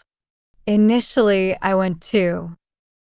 I'd heard she was kind and compassionate, and I'd hoped to find a new mother for you. But I was unsettled by the contest, so I left. Then how did she come to marry you? I asked. It is a long story, replied Father. The contest lasted many months, causing strife between the suitors. One of Tambu's great kings feared a war would break out. He asked that I return to aid her in making a decision. When I met her again, she was in mourning for her sister. The poor girl died not long after the selection began. I lifted my head, my breath going shallow. Did you ever meet her? Once, said Father, but I don't remember it well. Your stepmother never liked to talk about the past, especially not about her sister. I retreated, sensing Rikama had something to do with the gaps in Father's memory. But then he spoke again. What I do remember is that she had the loneliest eyes I had ever seen. Father's voice drifted, as if skimming off memories. And she had a snake at her side. I always supposed that was why your stepmother found solace in snakes, because they reminded her of her sister. My chest hurt, and I had to look away, pretending to be fixated on a honeybee flitting from flower to flower. There was so much about Rikama that Father didn't know. One day, perhaps, I would tell him that she had been a powerful sorceress, that she had been the one to send my brothers and me away to protect us from Lord Yuji and Bander, but I would never tell him the whole truth. The last of my stepmother's secrets would die with me, that it was the lost sister Father had married, and her name had been Shinari. Our grief bonded us, he said quietly, continuing the story, and we became close. One night, the night before she was to select her husband, she asked me a peculiar question, whether there truly was no magic in Kyoto. In spite of the pain in my chest, I leaned forward. Father had never told me this. When I said it was true, she explained that it was magic that had killed her sister and that she wished to get as far away from it as she could. She told me she had decided to choose me if I would consider renewing my suit. He inhaled. It was the last thing I expected. What did you say? I told her that 100 of Lorien's sovereigns had spent months declaring their undying love for her. He laughed quietly. I told her that she should choose one of them, for my heart belonged to my children's mother. But her mind was made up. The fractures in our hearts will never heal, she said. But I seek to make mine whole again. It is not a lover or even a husband who can do that, but a family. Let us be family for one another. She made true on her word, said Father. Do you remember when you first met her, you called her a Murenia? Because she glowed, I said. Like the Lady of the Moon. That was the happiest I had ever seen her. The ghost of a smile touched his mouth before he turned solemn once more. The rift that came between the two of you wounded her deeply, Shirori. She loved you. Very much. Heat flooded my nose and eyes. I miss her, Baba, I said through the ache in my chest. I so rarely called him Baba. It had always felt odd, knowing he was the Emperor of Kyoto, a man who was revered, loved, and feared, even by his children. But in this moment, he was my father first and Emperor second. In my lowest voice, I said, "Is it terrible that I miss Raikama more than Mama?" Mama had 6 sons who knew and loved her. In my heart, I love her too, but I was too young to know her. Raikama, she had no one. Except me. She loved you as her own. You were the daughter of her heart. Father couldn't have known those were Raikama's same words to me before she died. My self-control collapsed, and tears flooded down my cheeks before I could stop them. Father leaned over the bridge, gazing at a carp nibbling on algae. His voice was far away, thoughtful. She chose him for you, did you know? Who? I blinked. Takan, I'd planned to marry you to a king abroad, or one of Lord Yuji's sons to strengthen the warlord's support for the throne. Your stepmother fought for you to choose your own match, but the council wouldn't have it. So she swore that your marriage would at least bring you happiness. I thought she meant to send me as far from Kyoto as possible. Father gave a wan smile. I seem to recall you thinking Iroh was the darkest corner of the world. Wasn't it only a few hours ago that you called it a wasteland? I shrank back with embarrassment. I suppose it is rather far. But why Takan? He never even came to court. He did once. I told you before that Bashin Takan is not the sort of boy who would fare well in court. I suppose I never explained what I meant. He hadn't, and I had assumed Takan was a tactless barbarian, a lowly lord of the 3rd rank. How wrong I'd been.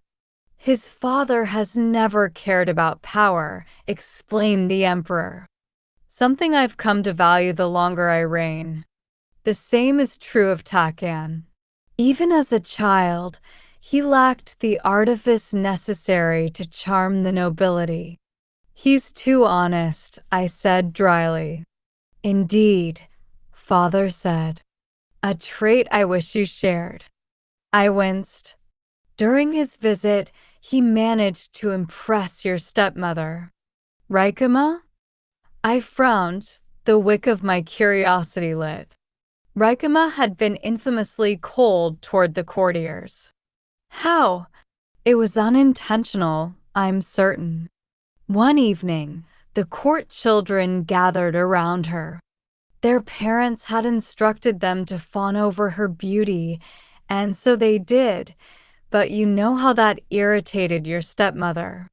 So she asked what they thought of the scar on her face. All the children lied that they barely noticed it. Except Takan, I whispered. Takan wouldn't lie, and Raikama's scar was the first thing anyone ever noticed when they saw her. Long and striking, it had cut diagonally across her face, but not once did she hide it or lower her head in shame. Father nodded. He hadn't said a word until that moment, but I will never forget his response. If you wanted to be told you were beautiful, you would hide your scar. But you don't. It tells your story, a story that's meant only for those worthy of hearing it. Oh, Takan, I murmured. I tried to picture the encounter of Takan all but insulting the imperial consort and Raikama giving no hint at all of her thoughts. His parents must have been mortified. His mother, especially. She was. Father chuckled. For months, she sent us apology tapestries and an alarming number of rabbits carved of pine. Your stepmother had them all thrown out. So imagine my surprise when she chose him for you. To this day, I don't know why those words endeared him to her. I didn't either. Raikama's scar was still a mystery to me. Why did you agree to it? I trusted her judgment. She was always full of secrets, but regarding Takan, she made a cogent case for him. Once I agreed to consider the boy, she made me promise not to tell you. She knew you wouldn't give him a chance. She was right, I whispered. But fate had found a way to bring us together anyway. I wondered if Raikama had known it would be so. She was. Father walked to the end of the bridge. She often had great foresight. When you and your brothers were away, she sensed that some dark enchantment had fallen upon you, but she never lost faith that you would return home one day. The irony of his words should have made me wince, but I believed them.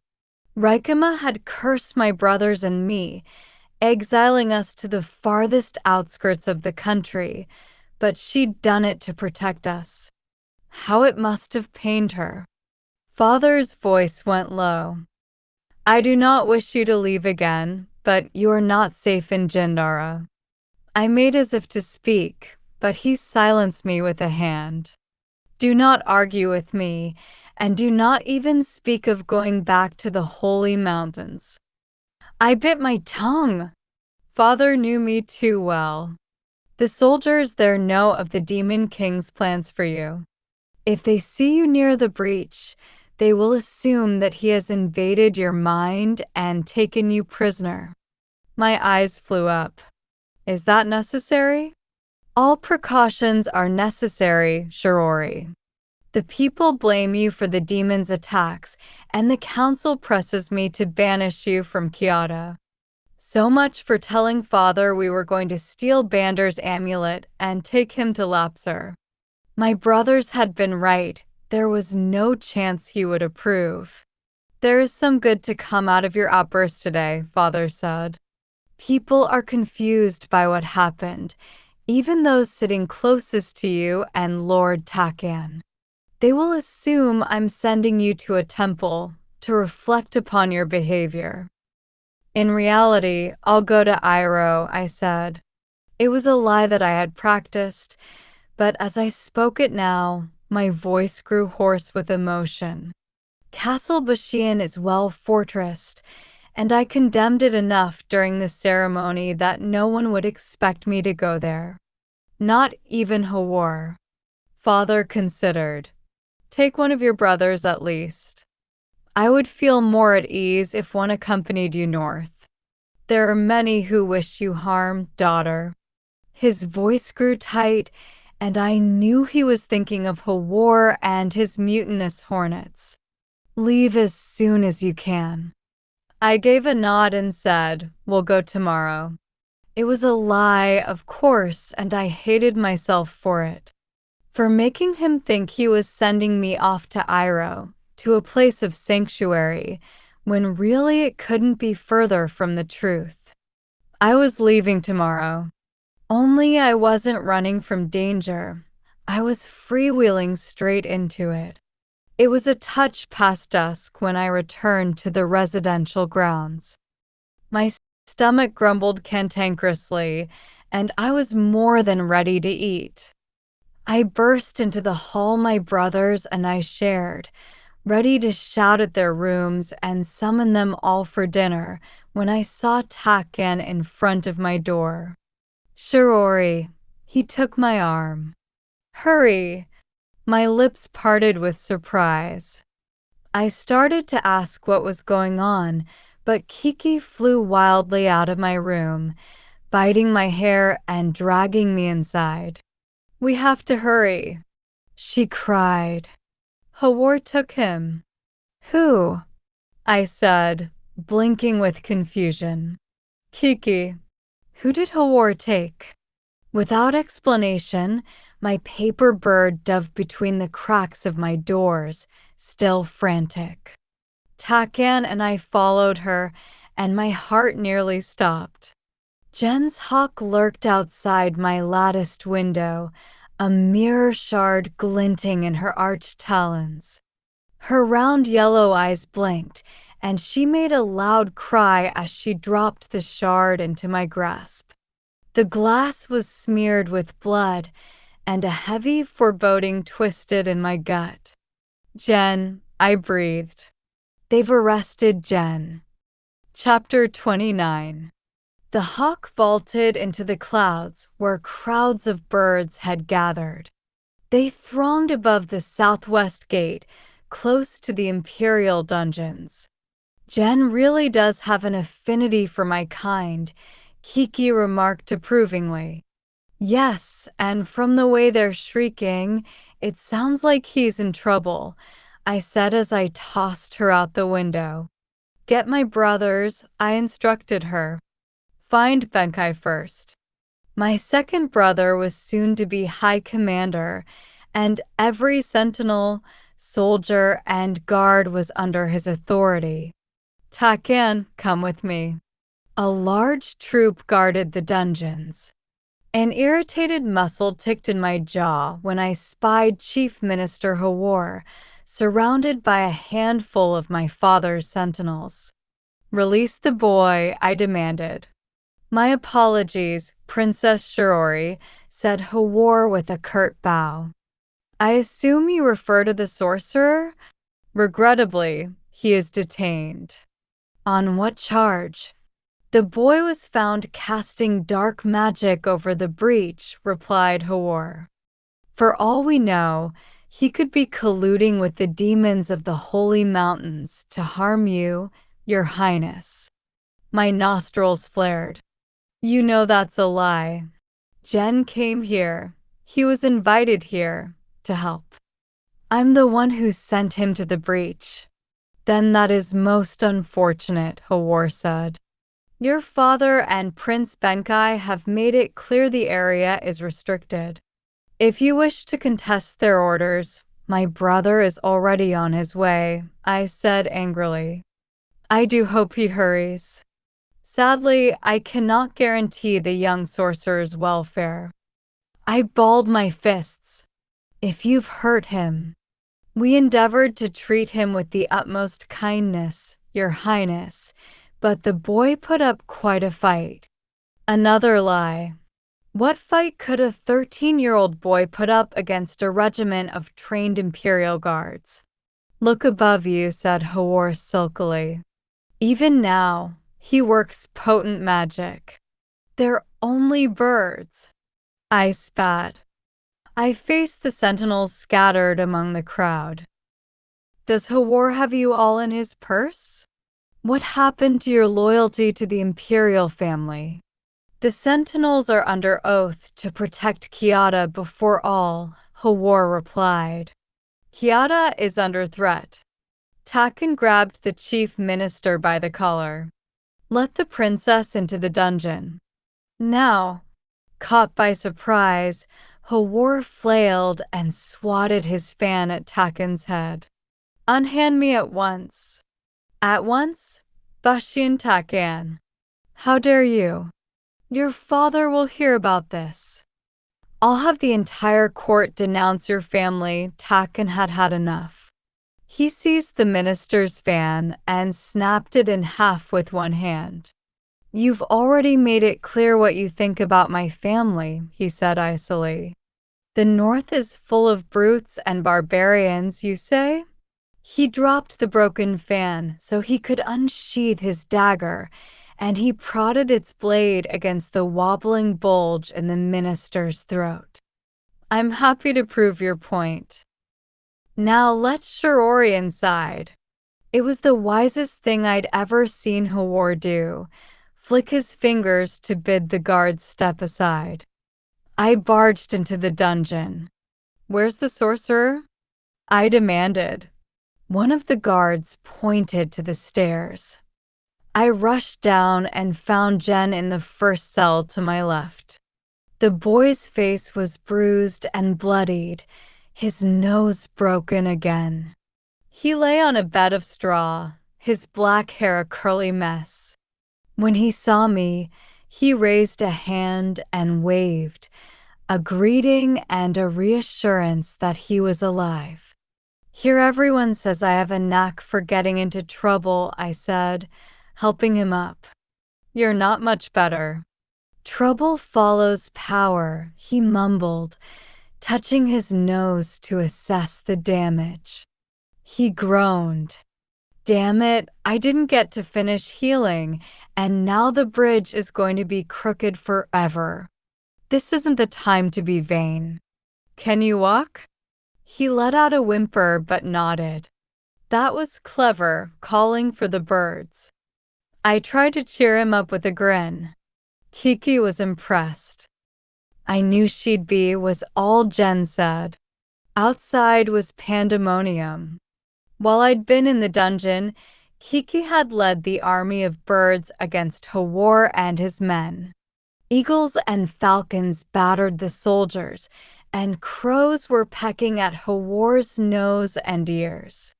The chief minister resorted to picking up a wooden bucket from the ground to shield his face as he scurried for an escape. They're only birds, Kiki said, mimicking what I had told Hawar. Her papery chest puffed up proudly. I don't think you'll be able to use that excuse ever again. I hope I won't need to, I replied, but I patted her head affectionately. Well done. I rather liked leading an army, said Kiki. I might do it again. We could use more wings. She flitted off right before Benkai and his men arrived. I wished I could stay and listen to my brother reprimand the dungeon guards, but Jen needed help. Ignoring the boy's protests, Takan and I took him to the infirmary for bandages, then to Takan's chambers for new robes and some rest. Stacks of books, scrolls, and papers were strewn about the wooden floor, and unwashed writing brushes were scattered all over his desk. I sent my betrothed a curious glance. His rooms in Iroh had been obsessively neat. I've been researching, was Takan's sheepish explanation. Demons, asked General. He lifted one of the scrolls and skimmed its contents. Kiata's knowledge on the matter is woefully out of date. Thankfully, we have you, I said, plopping onto a cushion. Jen set down the scroll. I wasn't able to get the amulet, he said finally. I got close, but then he hesitated. The failure was obviously a blow to his pride. Then I got afraid. Of the Sentinels asked Takan. Jen scoffed. They hardly noticed me. His voice dipped. But Vander did. He's inside the breach? I asked. Don't worry, I didn't tell him anything, Jen said quickly. I was well clear of the breach before he could get to me. I figured your sentinels were the far lesser evil. Didn't know your chief minister had them in his pocket. I flinched. I don't think Father knew either. I'm sorry, General, I shouldn't have asked you to go. Better I face Vander than one of your brothers, he said. Besides, I know exactly where the amulet is now. You got the mirror back, didn't you? Your hawk delivered it, I replied, fishing the shard out of my satchel. I'd been in such a hurry to save Jen I hadn't even taken the time to wipe the blood off the glass. Now I saw it wasn't blood at all, but a strange coppery dust that glowed faintly on my fingers as I rubbed it. There's a small puncture in the breach that's different from the rest, explained Jen tiredly. The rock there's darker, almost crimson. It looks like the pupil of an eye. According to the mirror, Vander's amulet is wedged under the layer of rock. No mere rocks could stop me from defeating Vander. I'll find it. You shouldn't be the one to do it, Jen said. That's what he'll want. He'll lure you into the mountains and take your pearl. Takan had been silent this entire time, but the moment he opened his mouth, I knew exactly what he was going to say. What if he stopped abruptly when he caught sight of my face. You aren't getting anywhere near the amulet, my glare informed him. You aren't even to think about it. Takan withdrew, but his lips were pressed into a thin, unyielding line. This wasn't the end of our dispute. Whoever takes the amulet needs to be careful, continued Jen, his eyelids drooping with exhaustion. Being so close to Vander will be a terrible burden. It will chew on your soul and weigh you down. Thank you, Jen, I said, starting to tow Takan out of the room. My brothers and I will discuss this tomorrow. You get some rest. Before the young sorcerer could protest, I closed the door on him. Takan and I settled in the adjacent room. I sighed. This must be how my father feels when he worries about me. I'll watch him, said Takan. I fear the prince's guards cannot be trusted. Nor yours. Thank you. My shoulders dropped, as if I'd been bearing the weight of the world, and I peeked inside at General. He was sound asleep, chest shuddering as he breathed in and out. It's not safe for him here anymore, I said to Takan. I'm going to send him home. First thing tomorrow. He won't like it. I don't care, I said. My decision was made. I'll ask Aunt Hai to charter him a ship. It'll leave from this sacred lake. Quietly, an idea came to me. I'll tell Father that I'm on the ship too, en route to Iroh for my exile. In reality, we'll head to the holy mountains, Takan said, understanding my plan. The timing is perfect. He agreed. 2 birds, 1 stone. Clever, Shirori. It was clever. But cleverness didn't use to make me feel so guilty. I wished I didn't have to lie to Jen or to my father. I shrugged off my conscience. We should talk about the amulet, I said, sensing it was still on Takan's mind. Takan perked up, naively assuming I'd changed my decision. I should be the one to get it. Absolutely not, I said in a tone that brooked no disagreement. I told you what I saw in the waters, and you promised you wouldn't be recklessly brave. This has nothing to do with being reckless or brave. I'm the only one who can do it. I have 6 brothers, I said firmly. If I can't go, one of them will. They'll be cranes, Takken argued. How can they guard Bander's amulet? They have experience with magic. You don't. I don't see how that's relevant. It is extremely relevant, I said with more conviction than I could explain. Gods, I'd forgotten how stubborn we both could be. I reached out to touch his arm. Trust me. He released a quiet exhale. I do trust you, he said. Although the last time someone asked for my trust, I got a snowball in the face. He said it so deadpan that I blinked. Megari. Who else? I laughed, picturing his sister washing away one of his stern moods with a well-aimed snowball. Megari and I were of the same milk, wise but depraved souls. No wonder we're your favorite people. So you are, he replied with a grin, though my sister often makes me regret it. I won't, I swore. I've no snowballs up my sleeve. Only paper birds. I smiled. Only paper birds. My hand was still on his arm, and Takken took it, interlacing my fingers with his own. In that simple gesture, we were reconciled. And though the silence between us grew, I found strength in the words we left unspoken. Jen looked much better the next day. He sauntered alongside Takken and me, the wind musing his curls, a touch of sunburn on his cheeks. If he had any inkling that I was up to something, he said nothing, which worried me. I'd grown used to his incessant chatter. Shirori, Hasho shouted as we approached the sacred lake. Did all those cookies at breakfast turn your legs into jelly? We've been waiting for you. My brothers were assembled in a line. On each of their faces was a variation of the same proud grin, and when I drew close, they parted to reveal their creation. Behold, declared Jotun, gesturing behind him. It's finished. It was a flying basket, mostly round and shaped like a large fishing creel. It looked far sturdier than the old basket we'd flown to Mount Raina.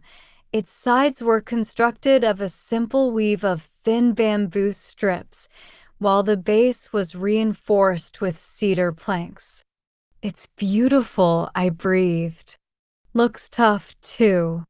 You haven't seen the best part yet, said Jotun. Jen.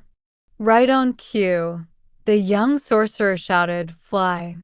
6 richly woven ropes jutted up from inside the basket, their ends rising into the sky and bending with the wind. I clapped, marveling. So that was what Chinia had done with all those silk robes. It's a kite. Jen smirked. Reminds me of Salzea's octopus. I saw the resemblance, now that he mentioned it, and it made me laugh. We figured there was no summer festival this year, said Hasho, and it is tradition for us to make a kite together. We've waited for you to make the last knot. He passed me a silken rope, the 7th and last to be tethered to the basket. The request was a nod to my name, which literally meant knot. My mother had named me thus, knowing I was her 7th and last child, the one who would bring my brothers together no matter how fate pulled us apart. I ran my hands along the rope's woven red cloth, recognizing my old winter robes. A pair of embroidered crane eyes peeked at me from the silk, which made me smile as I tied the last knot to the basket.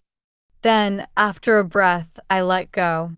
As if it had wings, the 7th rope flew up to join the others.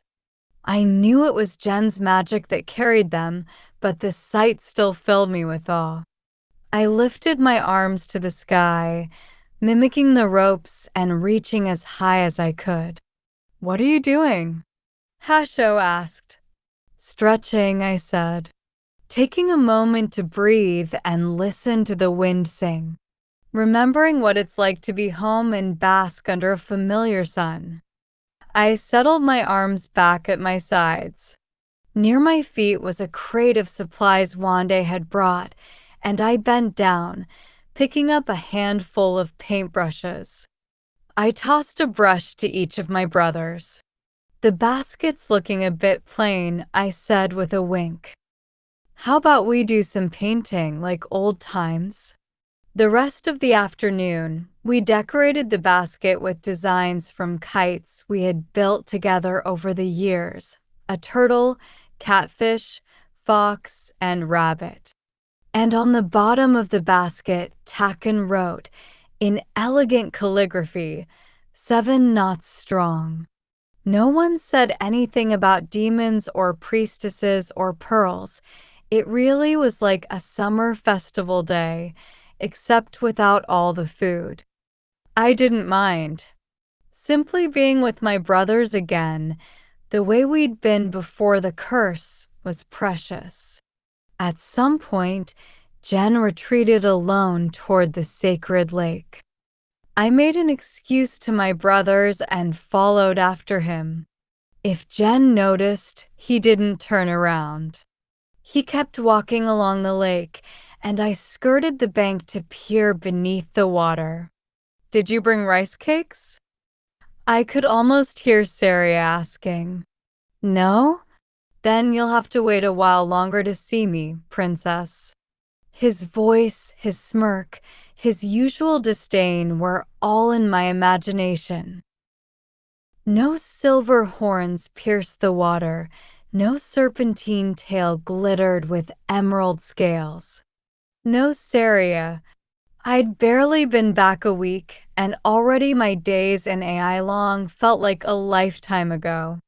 Lady Salzea, King Nizayan, and Elang were little more than a dream. Saria's friendship, a distant memory. I wondered whether Jen's would be too. The boy had claimed a spot on the bank and was tossing pebbles into the lake. Once, twice, thrice they skipped. I sidled up to him. "Looking for dragons?" The lake rippled at the sound of my voice, and Jen met my gaze through our reflection. "This is where you met Saria, isn't it?" he asked. "Where he saved me from drowning, yes. Afterward, we used to meet here for magic lessons. Doesn't seem like he taught you much." I glowered, and Jen put up his hands. "I'm joking." "Mostly." He sighed, fidgeting with the new bandage on his nose. "What's the matter?"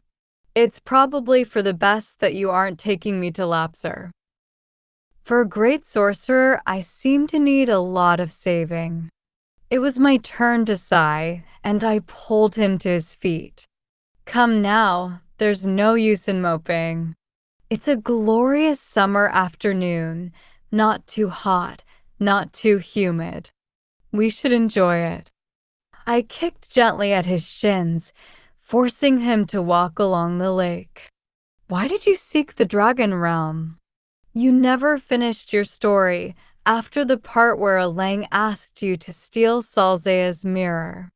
My question won a small grin from him. "It started with a dare," replied Jen. "No one's seen a dragon in centuries. My friends at school said they didn't exist anymore." I disagreed. "So they dared me to dive into the sea and bring back proof of one." "You sought AI Long out because of a dare?" "Because of honor," Jen said with panache.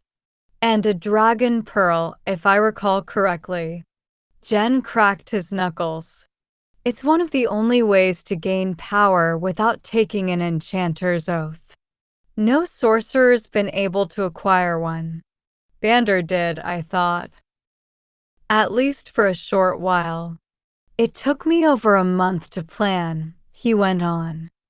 "I read every book I could get my hands on, but most of what I learned was misinformation. I read that eating molded white seaweed under a full moon lets you breathe underwater. It doesn't. Not long enough to reach AI long, Jen said. Only Songi can do that, and I didn't know how to make it. So I tied my arms to a turtle's feet. They're slow on land, but remarkably swift underwater. That's how Lang found me. The rest you know. So I did. He was supposed to teach me dragon magic in exchange for that damned mirror. A long pause. Did Saria teach you anything useful? Just a sleeping spell, I replied, my eyes gravitating to the lake. A bloom of algae floated on the surface, and I kept thinking it was a certain dragon's hair. I haven't used it yet. Jen glanced back, noting the distance we'd traveled from the others. He picked up another pebble and tossed it in the water, watching it skip 3, 4, 5 times. You should have used it on me last night, he said. Then he looked at me with new intensity. When's the boat coming? I flinched, giving myself away. What boat? Don't lie to an enchanter, Shirori. You're not an enchanter yet. I heard you and Takken talking last night through the door. Of course he had. I wanted to kick myself. What an awful liar I had become. Jen crossed his arms. Let me stay at least until after you've got Bander's amulet. None of them have magic. He gestured at Takan and my brothers by the basket. You'll need my help. I wouldn't be swayed. You've done enough for us, General, more than enough. I would never forgive myself if Bander hurt you. He said nothing, turning instead toward the lake. A ship with bright orange sails skated across the water, its wooden dragon head regarding us with a carved smirk. At least it's an impressive boat. My father thinks the boat's for me, I confessed. It's supposed to take me across the lake into the Taijin Sea to Iroh. Shouldn't the Emperor's daughter have more of an entourage seeing her off? It's a secret send-off, I said, kicking at my skirts. They were overly long, meant to be worn with heeled sandals instead of boots, but their frothy hem covered my trousers nicely. I wasn't sure if I'd have a chance to go back to the palace before tonight, I explained, patting the round satchel at my hip, just the right size for transporting my mirror shard and the pearl. Don't worry, I'm not going to face demons in a dress with lantern sleeves.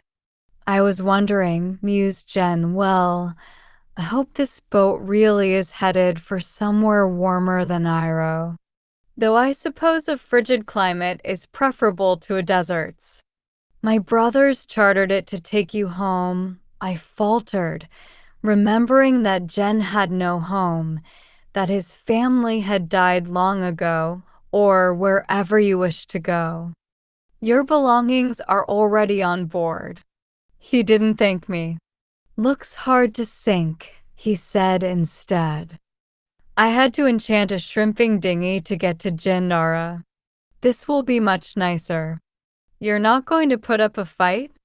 I know when I'm beaten, he replied.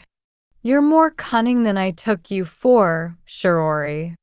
If I fought you now, you'd cast Saria's sleeping spell over me. I gave my signature twist of the lips, but I didn't deny it.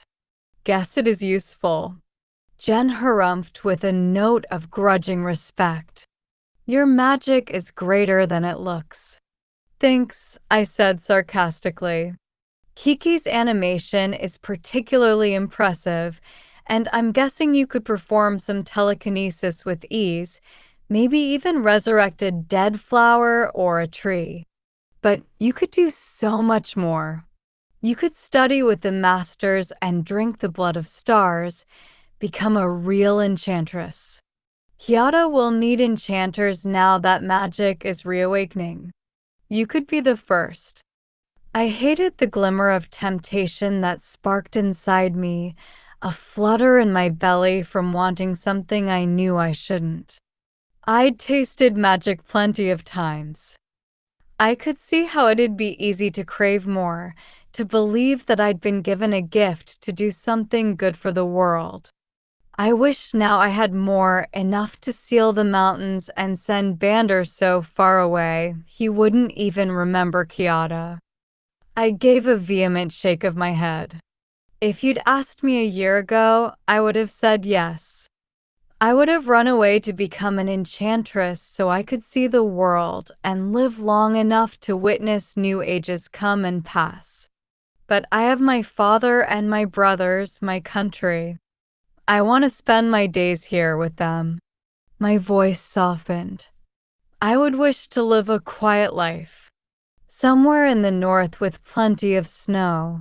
Like Iroh. Jen smirked knowingly. I'd never be happy with such a life. I was born to become an enchanter, to help great leaders and do great things. I'm going to be a legend. But in 1,000 years, everyone you know will be gone. You'll watch everyone dear to you die. I don't have anyone dear to me. You might one day. Jen scoffed. Enchanters don't fall in love. There was nothing I could say that would convince him. I recognized the dogged glint in his eye, the set of his jaw. He would make his own mistakes, just as I had. All legends have a spark of truth was all I could manage. Sometimes more than a spark. Don't forget who you are along the way to becoming one. A legend, that is. Thank you, Aunt Shirori. I won't. In spite of his flippant tone, Jen plodded toward the boat. What is it? I asked. His long black bangs fell over his eyes, and he became suddenly pensive. The price of an enchanter's oath is one only a few are willing to pay. I had 6 brothers too, like you, once. They didn't care about me half as much as yours care for you, but if they were still alive, I wonder whether I'd seek a quiet life too. He sounded so old. Then again, he had already seen more than most would see in 10 lifetimes. I nudged him. Come on, let's get you to the boat. Jen wasn't finished. War is a terrible thing, he murmured. Maybe even worse than demons. I pray you will find a way to save Kyoto from both. I pray so too. Together, we approached the lakeside where my brothers and Takken waited. Jen made his farewells to each of them, then paused before wishing me goodbye. Teach me that sleeping spell before I go. Cast it on me. Now, if I can't prove that I was an AI long, some dragon magic will have to do. He shrugged. Besides, I loathe boats, and I can't swim much. I'd rather be asleep anyway. It's an easy one, I said, recalling Saria's instructions. All you do is touch someone on the forehead and think sleepy thoughts. That's all. Well, the dragon said it also helps if the spell's not expected. Jen sniffed. I guess it isn't going to work on me then. Maybe you should try Lat. He didn't get to finish his sentence. My hand shot out to tap his forehead. As his heels rocked backward, Takken caught him neatly and carried him aboard the ship. I didn't follow. My feet were rooted in place, anchored by the sudden heaviness in my chest. First Rikama, then Saria. Now General, I'd said too many farewells of late, and each was a weight on my heartstrings. You look sadder than the boy, Takken observed as he returned from the ship. If he'd only waited a moment longer, I would have collected myself. But when I turned to him, my eyes were swollen from holding back tears.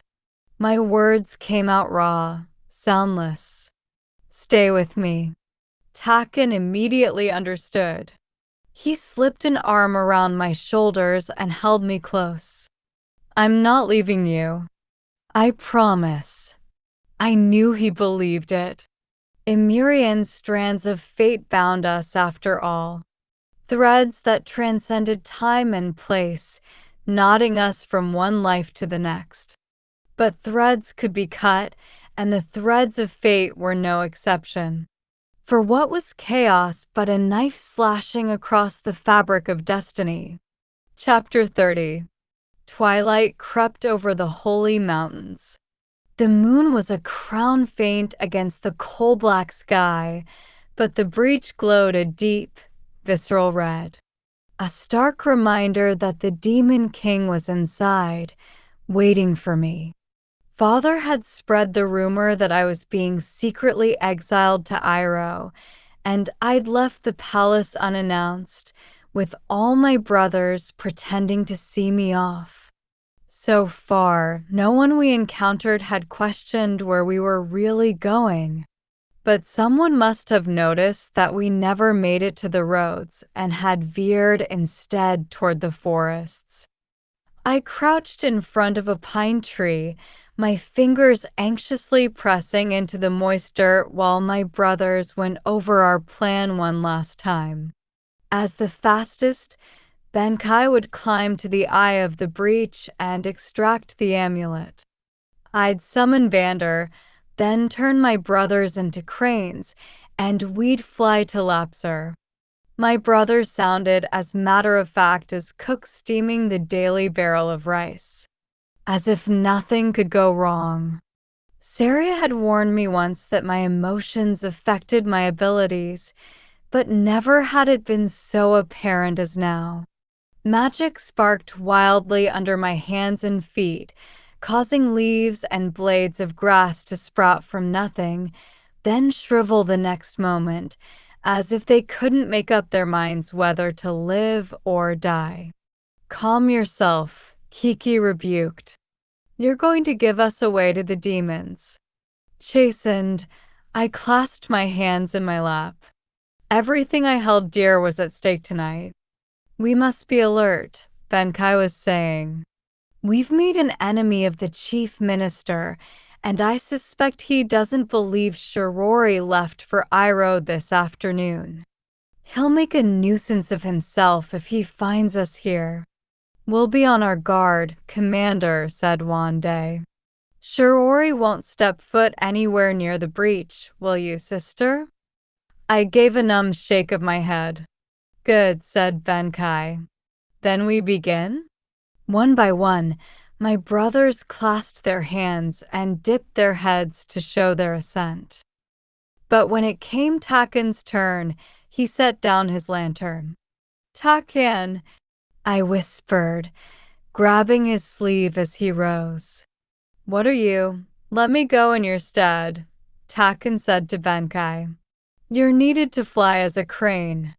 If something happens to you, Shirori will never make it to Lapsir." Benkai eyed my hand on Taken's jacket.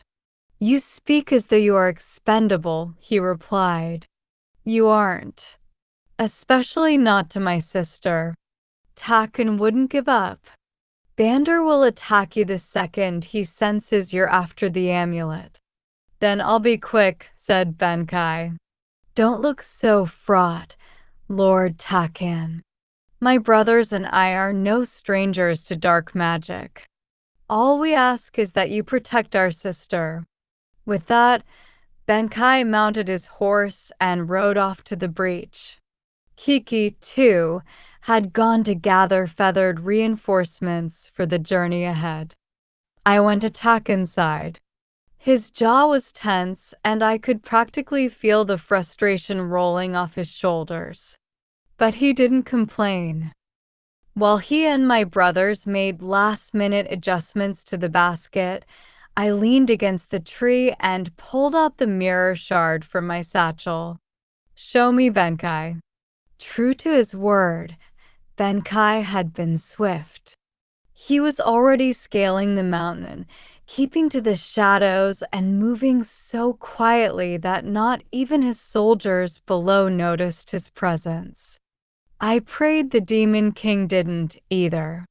Hurry, I whispered as he climbed, using his dagger as a pick when he couldn't find a crevice or foothold. He kept about an arm's length from the breach. Its enchantment cast a scarlet glow over him. With a grunt, Benkei settled himself on a ledge about halfway up the mountain, and he began to search for the amulet. I held my breath until he found the tiny patch of dark crimson rock, the pupil, as Jen had said. There, with all his strength, he stabbed his dagger into a fissure, and the earth released a groan. Benkei worked quickly, carving around and into the eye, searching. I gripped the mirror, my shoulders tensing, until finally, his blade clinked against the metal. My brother withdrew his dagger and stuck his entire arm inside. He tugged. A chain jangled, and a sliver of black pierced through the crimson rock. I gasped. That was it. The amulet. He chipped away at the breach and pulled harder, but the amulet was caught on something.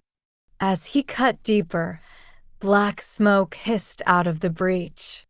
With a growl, the smoke shifted into the shape of a wolf. Just what do you think you are doing, mortal? To his credit, my brother kept his composure. He pulled again and again, but the amulet would not give. Bander snickered. Stuck, are we? Perhaps you need to cut deeper. Before Benkei had the chance, the demon seized the rusted chain of his amulet. The moment he touched it, his body solidified into flesh and bone, and he grabbed my brother by the neck. Now, where's your sister? He rasped. I stiffened. A chill prickled the back of my neck, and I didn't dare reply. Shirori, I know you're listening, Vander taunted as Benkei struggled to fight him. Every time my brother struck his dagger into the demon's flesh, mist and shadow patched the wound within seconds. Come find me, princess, before you have only 5 brothers left. The demon pressed a sharp nail against my brother's chest. Let's see if you remember how to fly. Then he pushed Benkei off the mountain. The mirror went dark. I felt too sick to scream. Impulsively, I sprang up to help him, but Andhai dropped a heavy hand on my shoulder. Don't go anywhere, he said. Reiji and I will find him. We'll bring him back. Be ready for our signal to cast the curse. I had to fight every instinct not to argue. Hurry was all I said. As Andhai and Reiji made for the breach, I opened my satchel, just a pinch, to return the mirror. A loud hum came from the pearl, and it jostled the satchel hard. Stop that, I said, smacking my bag and warning the pearl to be still. Defiant streaks of light fanned through the seams of my fingers. Stop. You'll give us away. The pearl didn't listen. It writhed against my grip and wrestled out of the satchel. Wande tried to grab it, Hasho too. Takken threw his cloak over it, but the pearl wouldn't be stopped. It bludgeoned Takken down and shot into the trees. I ran after it, tracking its mercurial glow until it dipped into darkness. Where was it going? I'd lost the trail, and I scrambled through the forest until I skidded down a hillock into a clearing, practically knocking into it. Got you, I hissed, scooping the pearl back into the satchel. Raikama had been right about it having a mind of its own. Best to keep it locked away before it got me into trouble. No sooner had I snapped the satchel closed than I heard the crack of a twig behind me. It happened so fast I didn't even have time to curl my hands into fists. A sentinel's arm came swinging at me, his metal gauntlets whistling in the air, and a moment later my back cracked against the pommel of his sword. Down I went. When I opened my eyes, I was a prisoner. Ropes secured my wrists and ankles, and a dozen sentinels raised their swords, fencing me in with their steel blades. From the grimaces they wore, they looked uneasy about their orders, but no one dared speak up.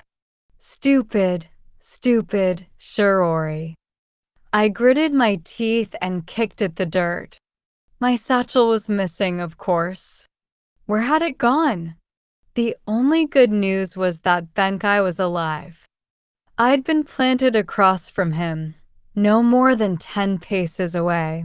His black sleeves were ripped, and there were new scratches on his proud face, along with leaves in his hair. A tree must have broken his fall. Benkai commanded the army. Why would his own men restrain him? Who had Vander possessed this time? I uncurled my fingers, willing the tiniest thread of magic into my ropes. But my head was still roaring from the strike to my back, and the world spun. I couldn't focus. I'm afraid that your release would be against His Majesty's law, Lord Commander, someone behind me was saying.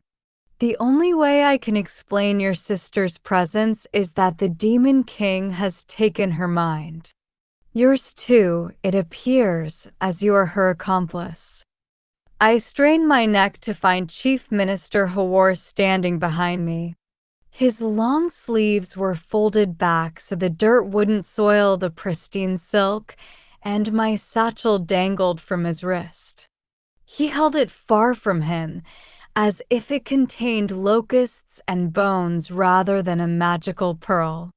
His eyes were clear. Vander didn't reside in him. Still, I wished I could punch the smug expression off his face. Release us, Hawar, said Benkai. Do you not fear my father's wrath? Should I? Hawar replied, perhaps we can speak to His Majesty together. At that very moment, a golden palanquin arrived, and the Emperor stepped out, his white mourning robes a stark contrast against the breach's scarlet light.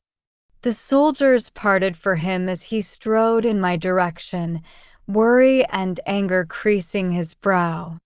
Father, I appealed. I can explain, my words died in my throat.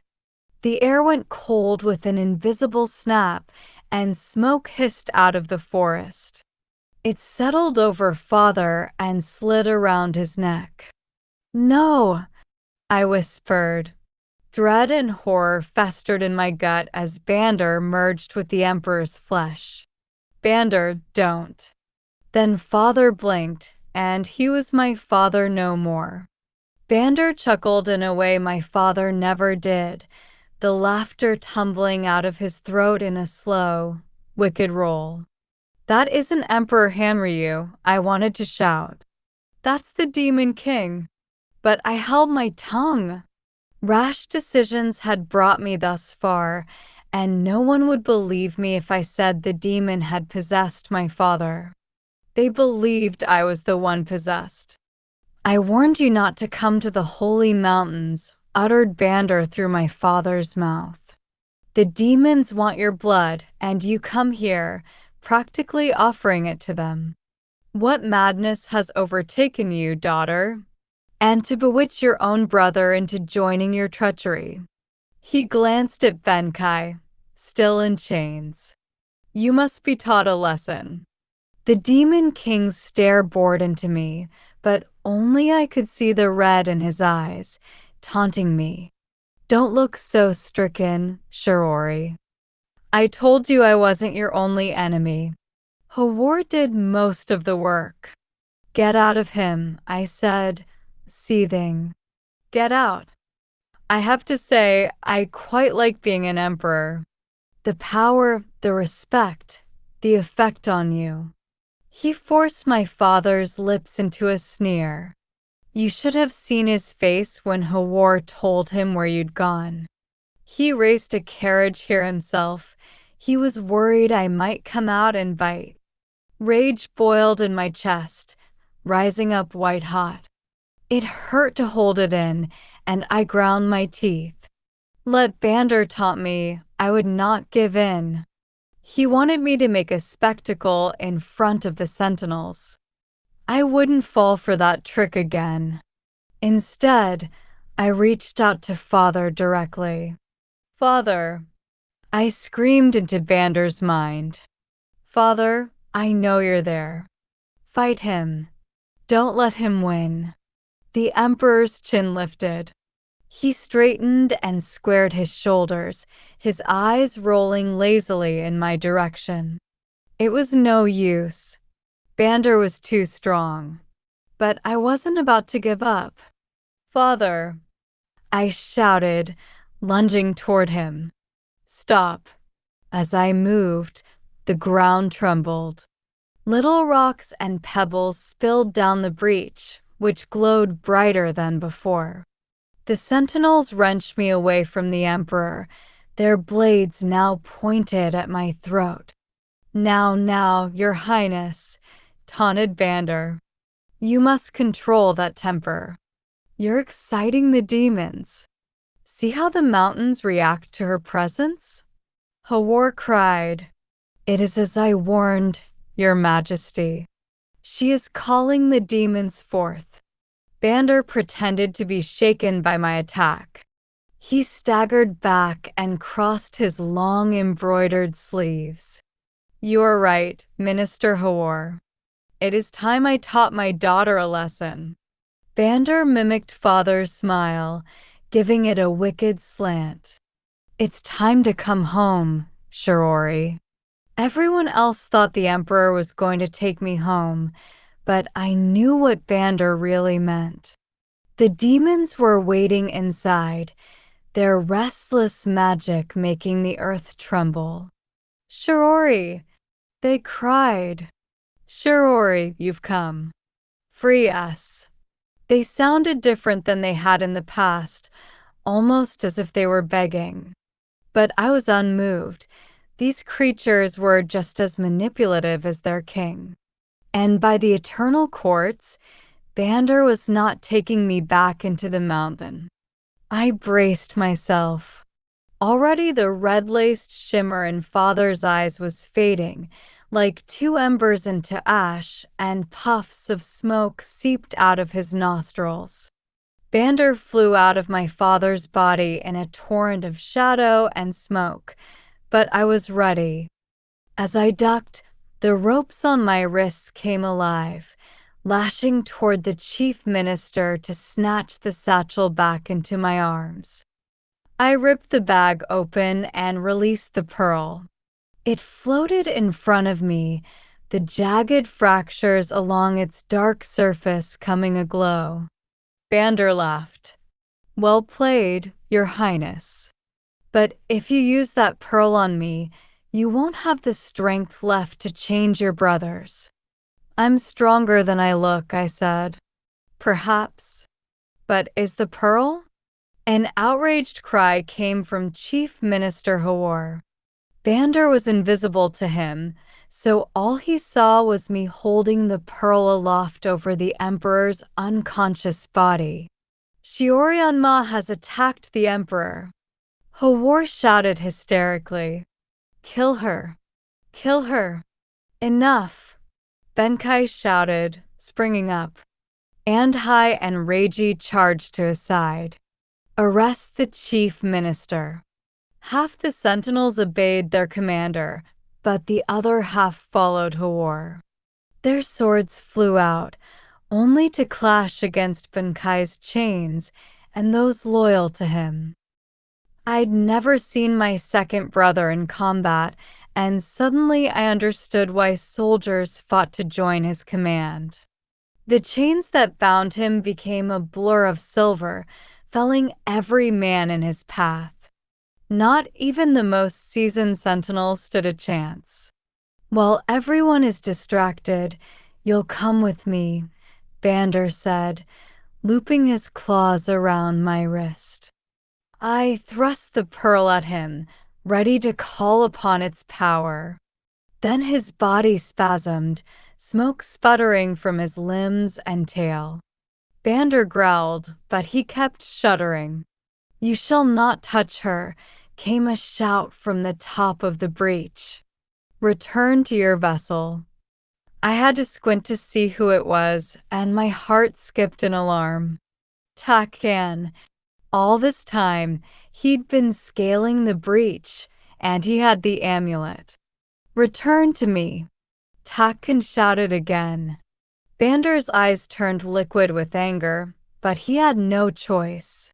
He dissipated into smoke, and as the amulet sucked him back inside, the mountain trembled once more.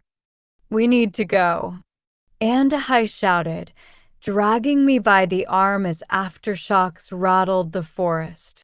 "Let's get back to the basket." "Cast the curse." "But Takan Benkai and I will help him. He's on his way." "Go!" My heart roared in my ears, but I ran, stumbling as the earth quaked. My lungs were burning by the time I spied a slip of bright silk through the trees. "Cast the curse," called Hasho as he helped me into the basket.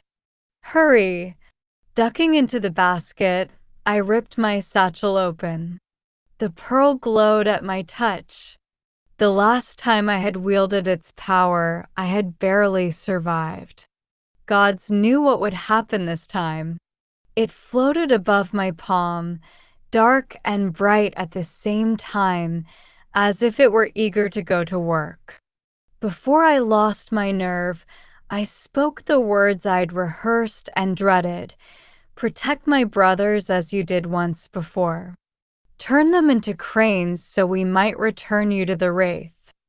I said it only once, imbuing every word with meaning as if it were a sacred vow. In turn, the pearl listened, and miracles of Ashmiyuen it obeyed.